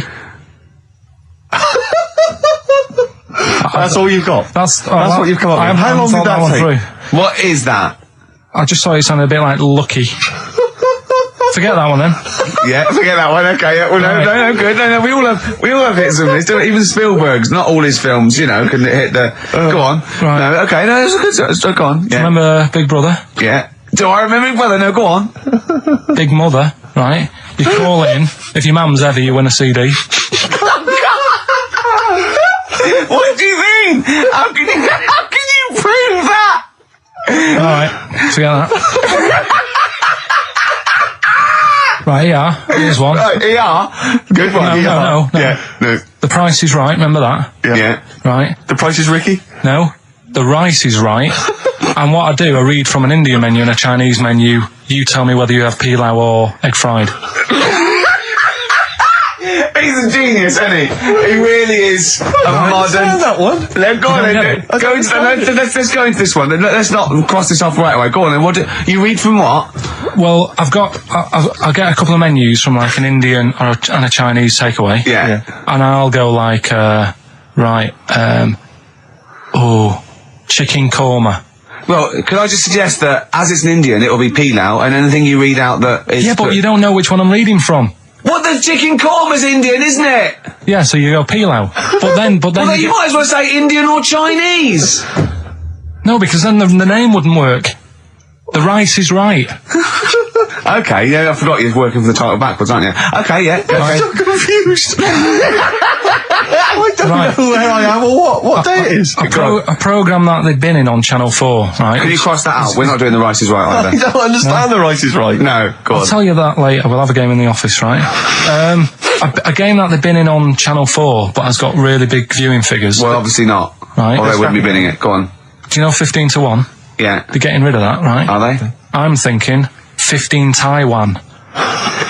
Get some items that are made in Taiwan, right? Get 15 items, and I say what they are, and then you go, oh, I bet it's the vase. Or something. That's the one that's made in Taiwan. Yeah.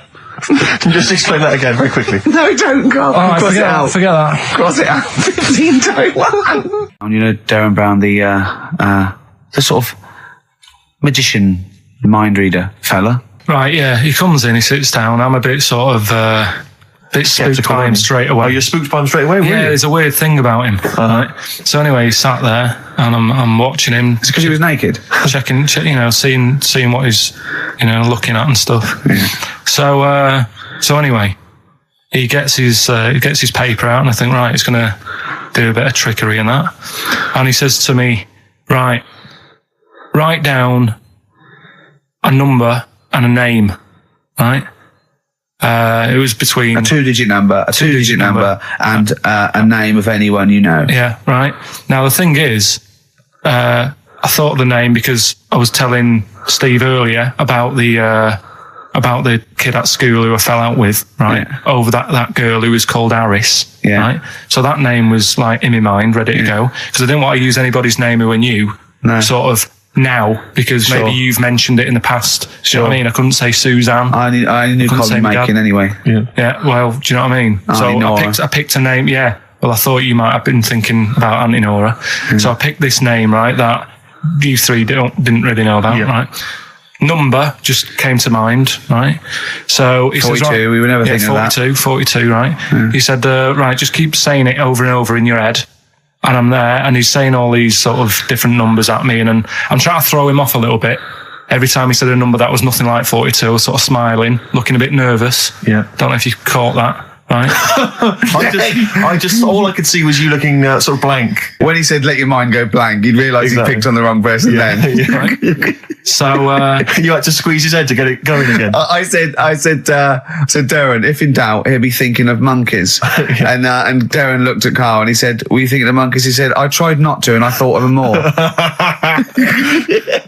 Right. That's true as well. Yeah. Right. So, so I'm there thinking of these numbers and that, and then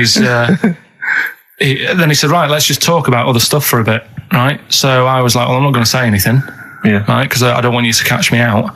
But then when we were talking, I was trying to like knock him off track. Do you know what I mean? I wasn't. Oh, do you know what I mean? I played a bit of hardball with him. Yeah. I was like saying, because we were talking about aliens and that as well, weren't we? And I was saying, well, you know, they might come and land again in 2060. Clever. You know what I mean? Dropping in different numbers and that. And so doing all that, playing him at his own game. And I think I had him for a bit. On the ropes, right? So anyway, comes down to the time when he's telling me the name and the number. Yeah. And well, he explained what he actually did. I mean, that was... He said, just think of a number at the end of it. And he said, oh, is it an I? And you went, it wasn't an I. But there is no, okay. And anyway, he got the name. Harris. Then he went and said, do you an extrovert? And he wrote down these numbers. Well, he wrote down some numbers and he said that if you're an extrovert, these are the numbers you tend to choose. If you're an introvert, these are the numbers you tend to choose. And he wrote them down. And he said, I don't think you're really an introvert. I don't think you're this. I don't think you're that. And I think he came up with the number 32, didn't he? He said to you, you're thinking of number 32. You said to him, no way. You couldn't believe your luck, could you, when you'd caught him out? But he said it's either 42 or 32, didn't he? Yeah. Well, no, but it was beside the point because then he said, you know, rather brilliantly, hang on a minute, if you just add up these numbers here, that adds up to 42. It was a magic add square. Up those numbers, that's 42. That's 42 across diagonally there. That box is 42. All the numbers that added up on the page, whether you go across, sideways, down, across, whatever, always added up to 42. Yeah.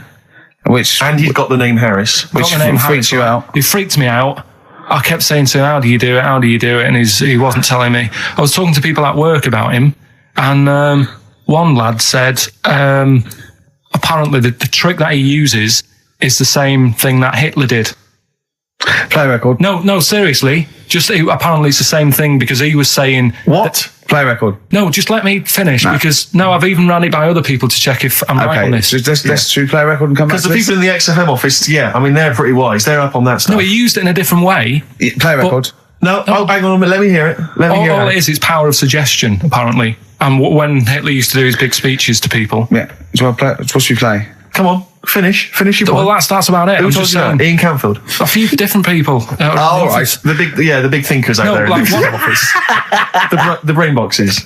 But anyway, right? It's because Magnus Magnusson works Sonic 7 now, doesn't he? Right. Listen. Or was it Paxman? Was it Jody Paxman? Carl's look at him. Carl looks at you like a cat. Yeah. Whenever we leave him behind, if we don't talk like straight at him and let him see our lips moving, and it's monosyllabic and very sort of look, he's lost in that conversation there. He just drifted off, didn't you, Carl? No, I just was also thinking on animals and that. Something else I was going to use. Go on. Was this isn't a radio show, is it? I just suddenly caught myself. This is nothing. I told you that before. It's been bad today. No, but I mean, it's the way, this casual way that it's like we almost have no regard for our listener, and I'm not proud of that. I just don't know what to do about it. Do you know what I mean? I don't know how to do this properly. I mean, we're just chatting here. I mean, it's only Anderson who's seen through us. And that surprises me that more people haven't. I mean, what are the figures like? Do people listen to this show? I'll find out for you. You keep saying that. But, there's this parrot. And, apparently, it lives Rick, it's unique, if nothing else. I mean, when you wake up with Woken tomorrow, you're not even going to hear him start a line with there was this parrot. Go on, there was this parrot, go on. And it can talk and that. Someone's obviously, taught it out how to speak and that. And it flew away, and it's living in this church, right? And people are at the church doing hymns and that, and then Trouble's brewing. In between the hymns. That parrot was owned by an old miner who used to swear a lot. Yeah. Well, then the vicar is going to be really annoyed. That vicar. Yeah. That vicar's going to go on. I just hope he stays quiet during the vicar's sermons. Yeah, go on.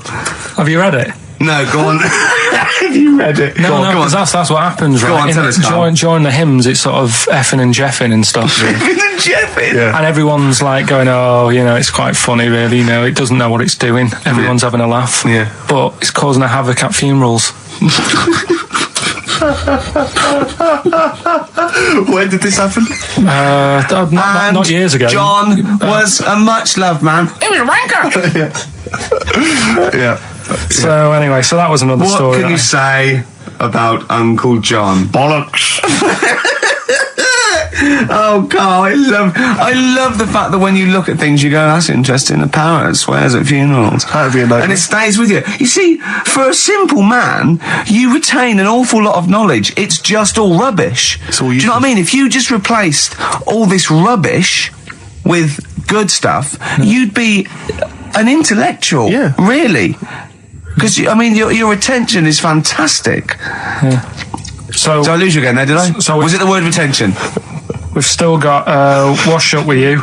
Yeah. Should we play a record and do Wash Up With You? Yeah, we'll play a bit of Aqualung then. Aqualung! That was Bowie and Waterloo Sunset. Love that. Love the original. Love Bowie. Bowie was my gig of the year. These are my singles of the year. These are our clips of the year.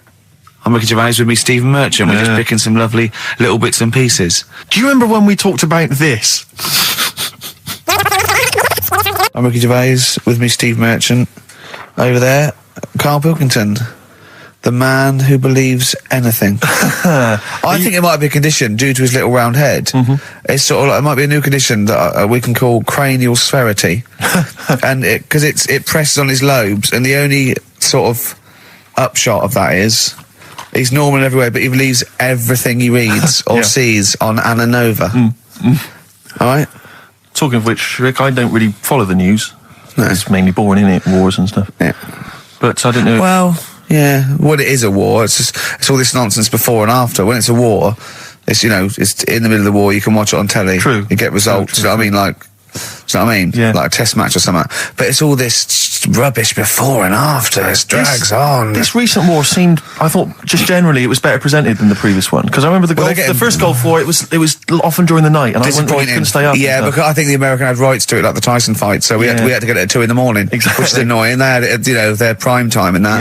And a lot of it was in black and white, as when the bombs went in. When the bombs going so this time there seemed to be a lot more colourful. Yeah, it's much better coverage. I think there should be awards. Yeah, well, I'd like for to see it. awards, So, like Channel 4 won for cricket. Yeah, I mean, a few times as well, I was quite pleased to see they actually had footage of the bombs exploding. Yeah.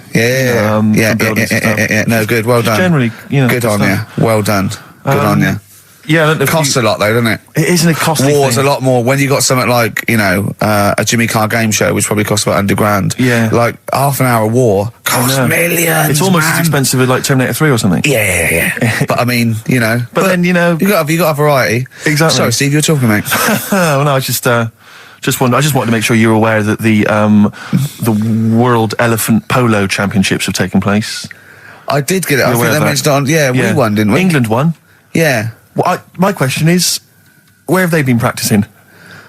I don't know. Do you remember ever at school anyone ever saying to you, "Are you interested in playing polo with elephants?" Do you reckon it was 5 blokes in pith helmets kept sneaking into a whipsnade? Possibly. What are you doing, lads? We're practicing. Get down. Yeah. Get off them elephants. Yeah. I didn't even know we had a team. I can't believe it. No, but it's like Johnny Wilkinson and the rugby lads. They're going to get MBEs, all sorts. The elephant polo boys, nothing. They're going to get nothing. I haven't seen their son talking about them. To be fair, it's not like horse polo where I don't think there's a stick long enough. I think the elephants kick it, don't they? I think you might be right. I think they're not allowed to use their tusks. They'd burst it, weren't they? They go, start again. Raheem! Yeah. What do you mean the elephants kick it? All right, I've opened a can of worms here. You know, Norma Polo on a horse, they have like mallets. Yeah, they whack them, right? But I think it's obviously they're too high up. I think I might be wrong, but I'm pretty sure they just train the elephant to kick it. So why are people something about? Why not just let them have a kick about without? Imagine that! And why does horse racing have to have a jockey? Well, they just let the horses go, okay, lads, on your, no cheating, on your marks, get set, go. You get back here. Get back here. Brilliant. You've got a real problem with Rick Waller, haven't you? He turns my stomach. I know, but don't... Because he's arrogant as well, exactly. though. That's the problem. Don't explain to people that... No, he is a bit arrogant. It's his whole thing, that it's the whole package, so to speak, that you don't Well, there's another thing in this quote, because... it's not just the fact that he eats too much. He tried, apparently, to lose some weight, and he said, the first month I lost 11 pounds, the next I lost a stone, but in the third my body did somersaults and I put on 9 pounds. I had a slip-up. I can't say when, why, or how, but it just sneaked up on me. Yeah. I don't believe it. Yeah. Don't believe it just sneaked up on him. That body's never done a somersault in its life. No. It just sneaked up on him. Yeah. It was the cakes again. Yeah. It was the same old cakes as before. It was exactly the same problem. Sleep eating. Yeah. It's called. It was the KFC bucket again. It was the family-sized KFC bucket for breakfast. Dear. Poor man. The other thing is that I don't think that's a very good shock tactic for a doctor to tell a 20-something, well, to be honest, you've got 20 years to live. Yeah. That's not, and when I was 20, the thought of dying at 40 was fine. Yeah. I didn't want to live to 40. I just thought, what can you do when you're 40? Yeah. Just laying around doing nothing. Eating cheese. And then you got there and you discovered... No, but someone sent me... Sophie here sent me something and she said, I realise you're not Graham Norton, but I had to send you this. And she sent me the top of a little cream cheesy thing. And it's the brand name is Gervais. Oh, God, that is... Have you been... They've named a cheese after you. I think it's a big French company, and this is from the Czech Republic. It's all over Europe, and so that would be a dream come true, wouldn't it? If they named a cheese after you. No, I think it's probably ancestors, and so I've cheeses in my blood. Sure, quite literally. It literally is. Yeah. Another heavy Friday night, was it? It comes out of pores like those Play-Doh things. Yeah. I can squeeze out different shapes. Jane, bring the Stilton in. It's Friday night. This isn't fried. Exactly. But yeah, so we can't really have a go at Rick Waller. I eat too much, but you're not big. I mean, one of the other contestants on the Fat Club, Celebrity Fat Club, is another one is Jono Coleman. Oh, we love Jono. Now, Jono, I don't know, you know Jono, he's that guy who does, he used to be on TV, and I think he does a breakfast show on a rival station, doesn't he? He's happy, isn't he? He's so true, and he's a really nice bloke, Jono. But it's funny because he does a breakfast show on Heart, which is wrecking his own. There's a bit of irony. I love Carl. Thanks, Carl. Do you know what I mean? Yeah, I love you. I can see where you're coming from. Yeah, that's good. But we've met Jono a couple of times. We saw him at a couple of, not wishing to say not to show off, but a couple of awards dues. Yeah, like that's showing off. But like people would have seen dead there. Well, yeah, but we went to one where everyone was in like tuxedos or suits and ties. Not Jono. Jono was wearing a pair of Bermuda shorts, big Bermuda shorts, knee-length Bermuda shorts with just these little.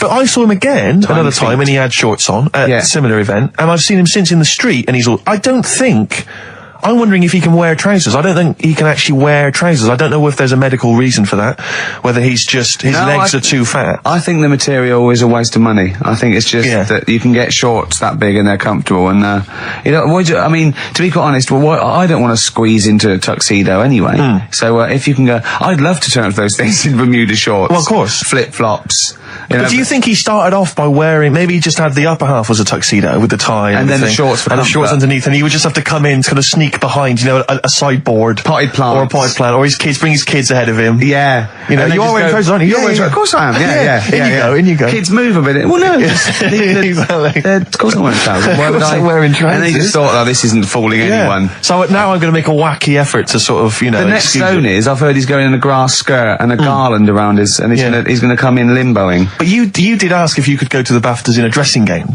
didn't you? Just for ease. Yeah. What do you mean your fortunes are on the up anyway, DJ? I'll tell you, I was hired. Well, I say hired. I did it as a favour to a friend, his wedding the other week, and I got there. I was thinking, because everyone had their little role to play, and then people were doing a good job. I love you taking it seriously. And I spent ages putting together some CDs, special selection CDs. I love that. Because what I did was I burned them on iTunes. Did you turn up with your own headphones round your neck? Own headphones, wearing a suit, but headphones. Metal case. Didn't need it. Just had them all in one small box. Brilliant. boom. I thought this is good stuff. I got some classics here. Give me an example. Give me an example of the first hour, the warm-up hour. Rick, I'm coming straight in with Frankie Valli, Oh What a Night. Brilliant track. I mean, when those beats start at the beginning, who's not getting on the dance floor? Wait a minute, what's this following it up? Go on. It's the Jacksons. What, I Want You Back? I Want You Back. Brilliant. It sounds good at the moment, Carl. Yeah. So I'm thinking, at least I'm gonna roar this back, because they laid on a good spread. The ceremony was nice, food was nice. I'm thinking this is going to be the piece de resistance. Yeah. Alarm bell started ringing. Why? When I realised there was a marquee outside. Of course, it's a balmy summer evening. I'm stuck inside on the dance floor, so I'm thinking I'm going to be struggling here to get them in. Even with flavours like this, I thought I'd struggle, Rick. So I'm sat there in my suit. I'm sat behind this little DJ console. I've got all the big numbers. There's one or two people making some token effort, but frankly, most people are outside everywhere. So I was livid. Of course, they couldn't hear it out there. So I was playing to an empty room, really, and I was furious. I was absolutely furious. Because, I mean, what is, they're wasting my time. They're wasting, now I could have just stuck the CD on and gone out. They're wasting Frankie Valli's. Frankie Valli's time. They're wasting the Jackson 5's time. They're wasting, D-Light's time. Yeah, yeah. And, so I'm sat there, and there's a couple of people making a cursory effort. Mainly when they come to get a drink from the bar, they might have a little quick, couple of twos. You shout, we don't want your not interested. All of you or no one. All of you or no one at all. And, then there's a microphone set up because people have been doing speeches. This little girl gets on the mic, right? It's being funneled through the speaker system. So every time I put my headphones on, Miss Dynamite, was it? It wasn't sadly Miss Dynamite, although she decided to have a little go at MCing. She was screeching a little head How off. old is she? Oh, I don't know, 8 or 9. At their most annoying. When children are their most annoying, because they got a bit of confidence there. They're a bit cocky. They're not shy anymore. They're a bit arrogant. Yeah. She's screeching her head off, so I'm playing, and she doesn't know it. Your face! I'm playing into the groove. No one's getting into the groove because she's going mental. She's just going, what's this? What's this? I don't know what this is. Play something I know. I think I haven't got any bloody DJ Otsu or Crazy Frog. I'm not going to play what you... So she's just screeching along, ruining it for everyone. I say everyone, there was no one there. So she was ruining it for me. I bet you were really angry. I was furious. But of course as well, every time she screeched, it went through my headphones. So, of course, and then her dad comes along, right? And I'm thinking, all right, he's seen what's happening. Just imagine you in your suit, sweating, getting annoyed at someone ruining your set that no one's listening to. I think, her dad's coming over. He's going to put pay to this. He's realised that, she's causing a disturbance. He comes over there, joins in. No. Sits her on his lap. He's just saying, she's having a whale of a time. I'm thinking I'm furious. I'm thinking it's his responsibility to shut her up. He's not going to do anything. What can I do? I can't step in. No. And I know very well that if I interfere, he's going to say, oh, well, she's enjoying herself and no one's dancing anyway, and we'd have just got into a fracas. Yeah. I didn't want to start a fight. No. Because I don't know, but he'd have knocked you out, wouldn't he? Someone would have got knocked out. And I'm not saying who it would have been, but, but to bear in mind, Rick, there would have been 2 of them. And, so I didn't want to get into a fight with him. And, anyway, so I'm playing. Anyway, so my friend came along. He realised what was happening, and I didn't have the guts to unplug the microphone because he'd have known. You see. Yeah. So I got my friend to do it when she had her back turned. So he pulled the plug out. The microphone went dead. She went, "What's going on?" I went, "I don't know what you're talking about." I said, "I don't know." She said, "Where's the microphone?" I said, "You must have broken it." I don't know what's going on. Someone will probably make you pay for that. Anyway, at least we shut her up. That is great. But it really went from bad from worse. And there's that thing when you panic, you start panicking, so you're putting on a lot of flavours that you would have saved till the last hour. What are we talking? Boom, Boom, Shake, Shake. Exactly, you're throwing him in early. Love Shack's coming on way too soon. Really? Oh, Love Shack before 11. It's heresy, but I had to do it. But anyway, in the end, I made the bride go and get some people in. I said, look, it's your special night, all right, and they're going to enjoy this. I'll be honest, love, this is a washout, and it's up to you to turn this wedding around, or I'm walking. And I tell you, they're going to have a sour memory of this evening unless you bring some people in. Everyone in dancing. So she got him in at the end. Brilliant. And I'll tell you this, Carl. I mean, I don't know what you say, but they were loving it. They were absolutely loving it. A bloke came over and said, "Have you got Amarillo?" I said, "No," but I put on something even better, Delilah. Wedding crowds always go for Delilah. A song, of course, about old man killing his wife. It always goes down very well, strangely, at weddings. They get into a sort of hokey-cokey thing. They went berserk for it. And I was following it up with, I had the monkeys, I had all sorts going on. Brilliant. Of course, you know what happens. What? I'm going great guns. People are absolutely loving it. They're rocking it. I throw in, I had something cracking on at the end. Come On Eileen, of course, was on. People were going berserk for it. Which is unfortunate because the bride's name was Eileen. Yeah. And then the bride pipes up. I'm throwing the bouquet. So they all traipse off outside again. I was furious. Oh no! I plugged the microphone back in. I said, "What are you doing?" We got, but they went out. Then of course you can't get them back once they've done that because all the women are running around. I got the thing, and then they got to wave everyone off, throw the confetti. They ruined your day. I was having a great time and they ruined it. She ruined your special day. She ruined my special night. Oh no! It's on her head. What would you put on about now, Carl? What if I was DJing? Yeah. Probably a better world party. Go on. Interesting. This is XFM 104.9. I'm Ricky Gervais with me, Stephen Merchant. You're listening to the best of, basically, Karl Pilkington. Yeah, you might want to try and You heard about the hanging one when the fella was... Sorry, mate, go on. When the fella was hung. Hung? He was hung and... Sorry, what's hung? He was hung by a rope. So, isn't that... No, I think it wasn't he a Chinese emperor? And wasn't he hung? Yeah. He was hung. Some fella who'd done something, they hung him. And, Wait, it's not a word anymore. He was hung. Well, don't be doing that again, because you said squoze wasn't a word, and then I shown you a menu today that someone sent, and it said fresh orange, squoze. Inadvertent commas, and next to it was the word colour, spelt C-O-L-O-R. So, presumably either the American menu, right, in which case there's loads of American words that we don't use, or it's just a badly typed piece of work. Anyway, there was a bloke that was hung. He was hung and that, but he didn't die. Hung on that, he was definitely a Chinese. Hung on that, yeah. I remember him now, yeah. He didn't die, and they said, just hang on a minute whilst we change the rope and that, and he stood there waiting, changed the rope. They tried to, do it again, and didn't work. It didn't work, right. So, they got another rope, right? Didn't work.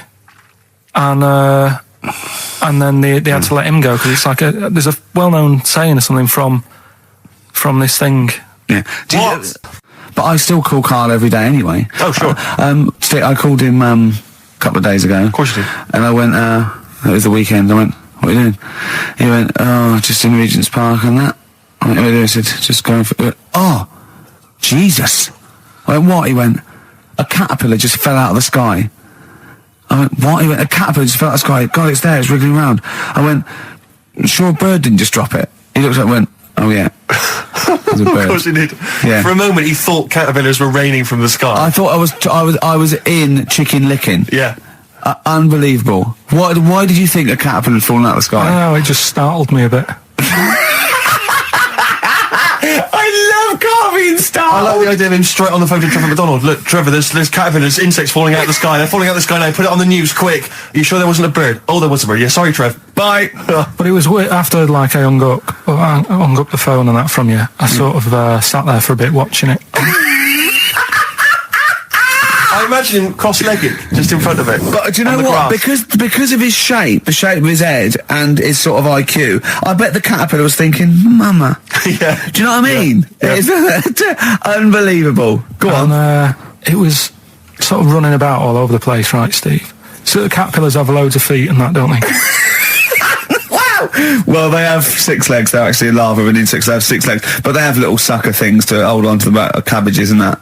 No, they've got more than that. I'll tell you, they have got 6 true legs. Trust me, I'm a scientist. And you were thinking what, Karl? Well, but they've got little pods. They've got little pseudo pod legs and little suckers. Yeah. But it was running about like everywhere, right? Mental, but sort of running off to the left, and then it sort of went back to where it was. Then back, went right and what have you. And I'm just thinking, whoever gave them the legs, right? What's the point if they don't know where they're going and that? Do you know what I mean? If you can get about... Imagine that sentence. Did you hear that sentence? Can we play that sentence back? No, I don't think we can. Imagine who gave him that legs. Whoever gave him them legs, what's the point if they don't know where they're going and that? And that. Always and that. And that, but maybe you just, to be fair to the caterpillar, with all its legs, okay, and you know where it's going, it had just been plucked from its house by a bird, shot up into the sky, and then dropped from 80 feet, hitting the ground. Onto the head of a weird, bold-shaved monkey. It was probably concussed. Yeah, it's one of them things again, though. But it still knew more about the world than you. How does that make you feel?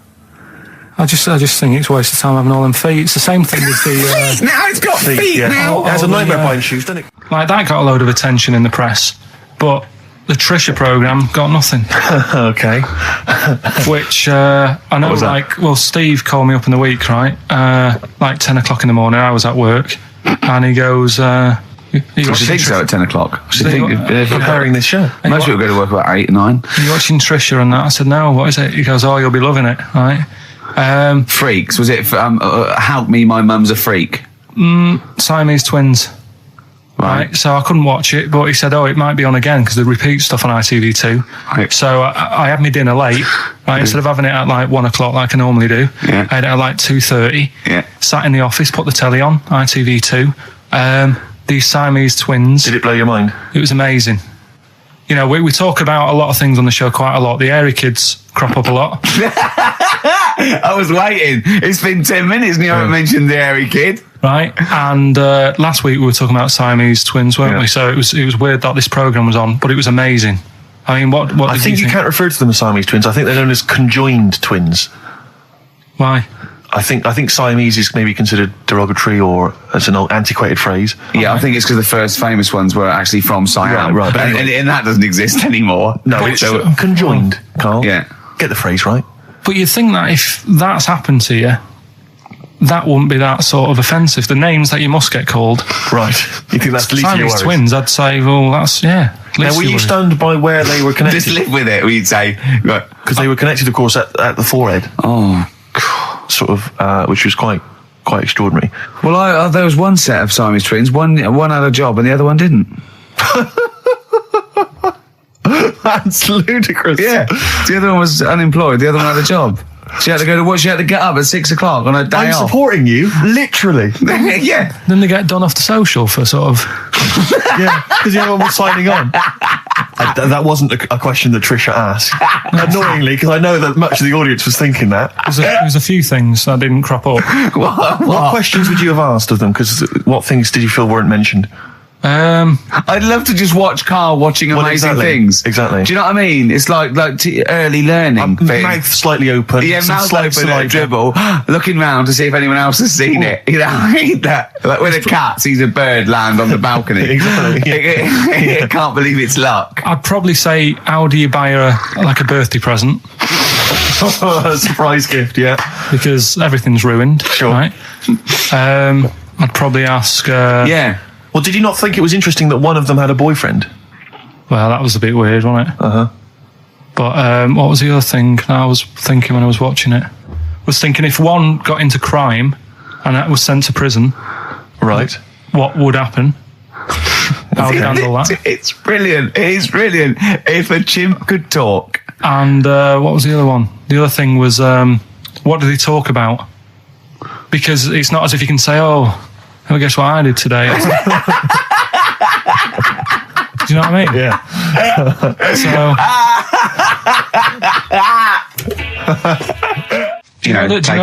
The really weird thing about all this, right?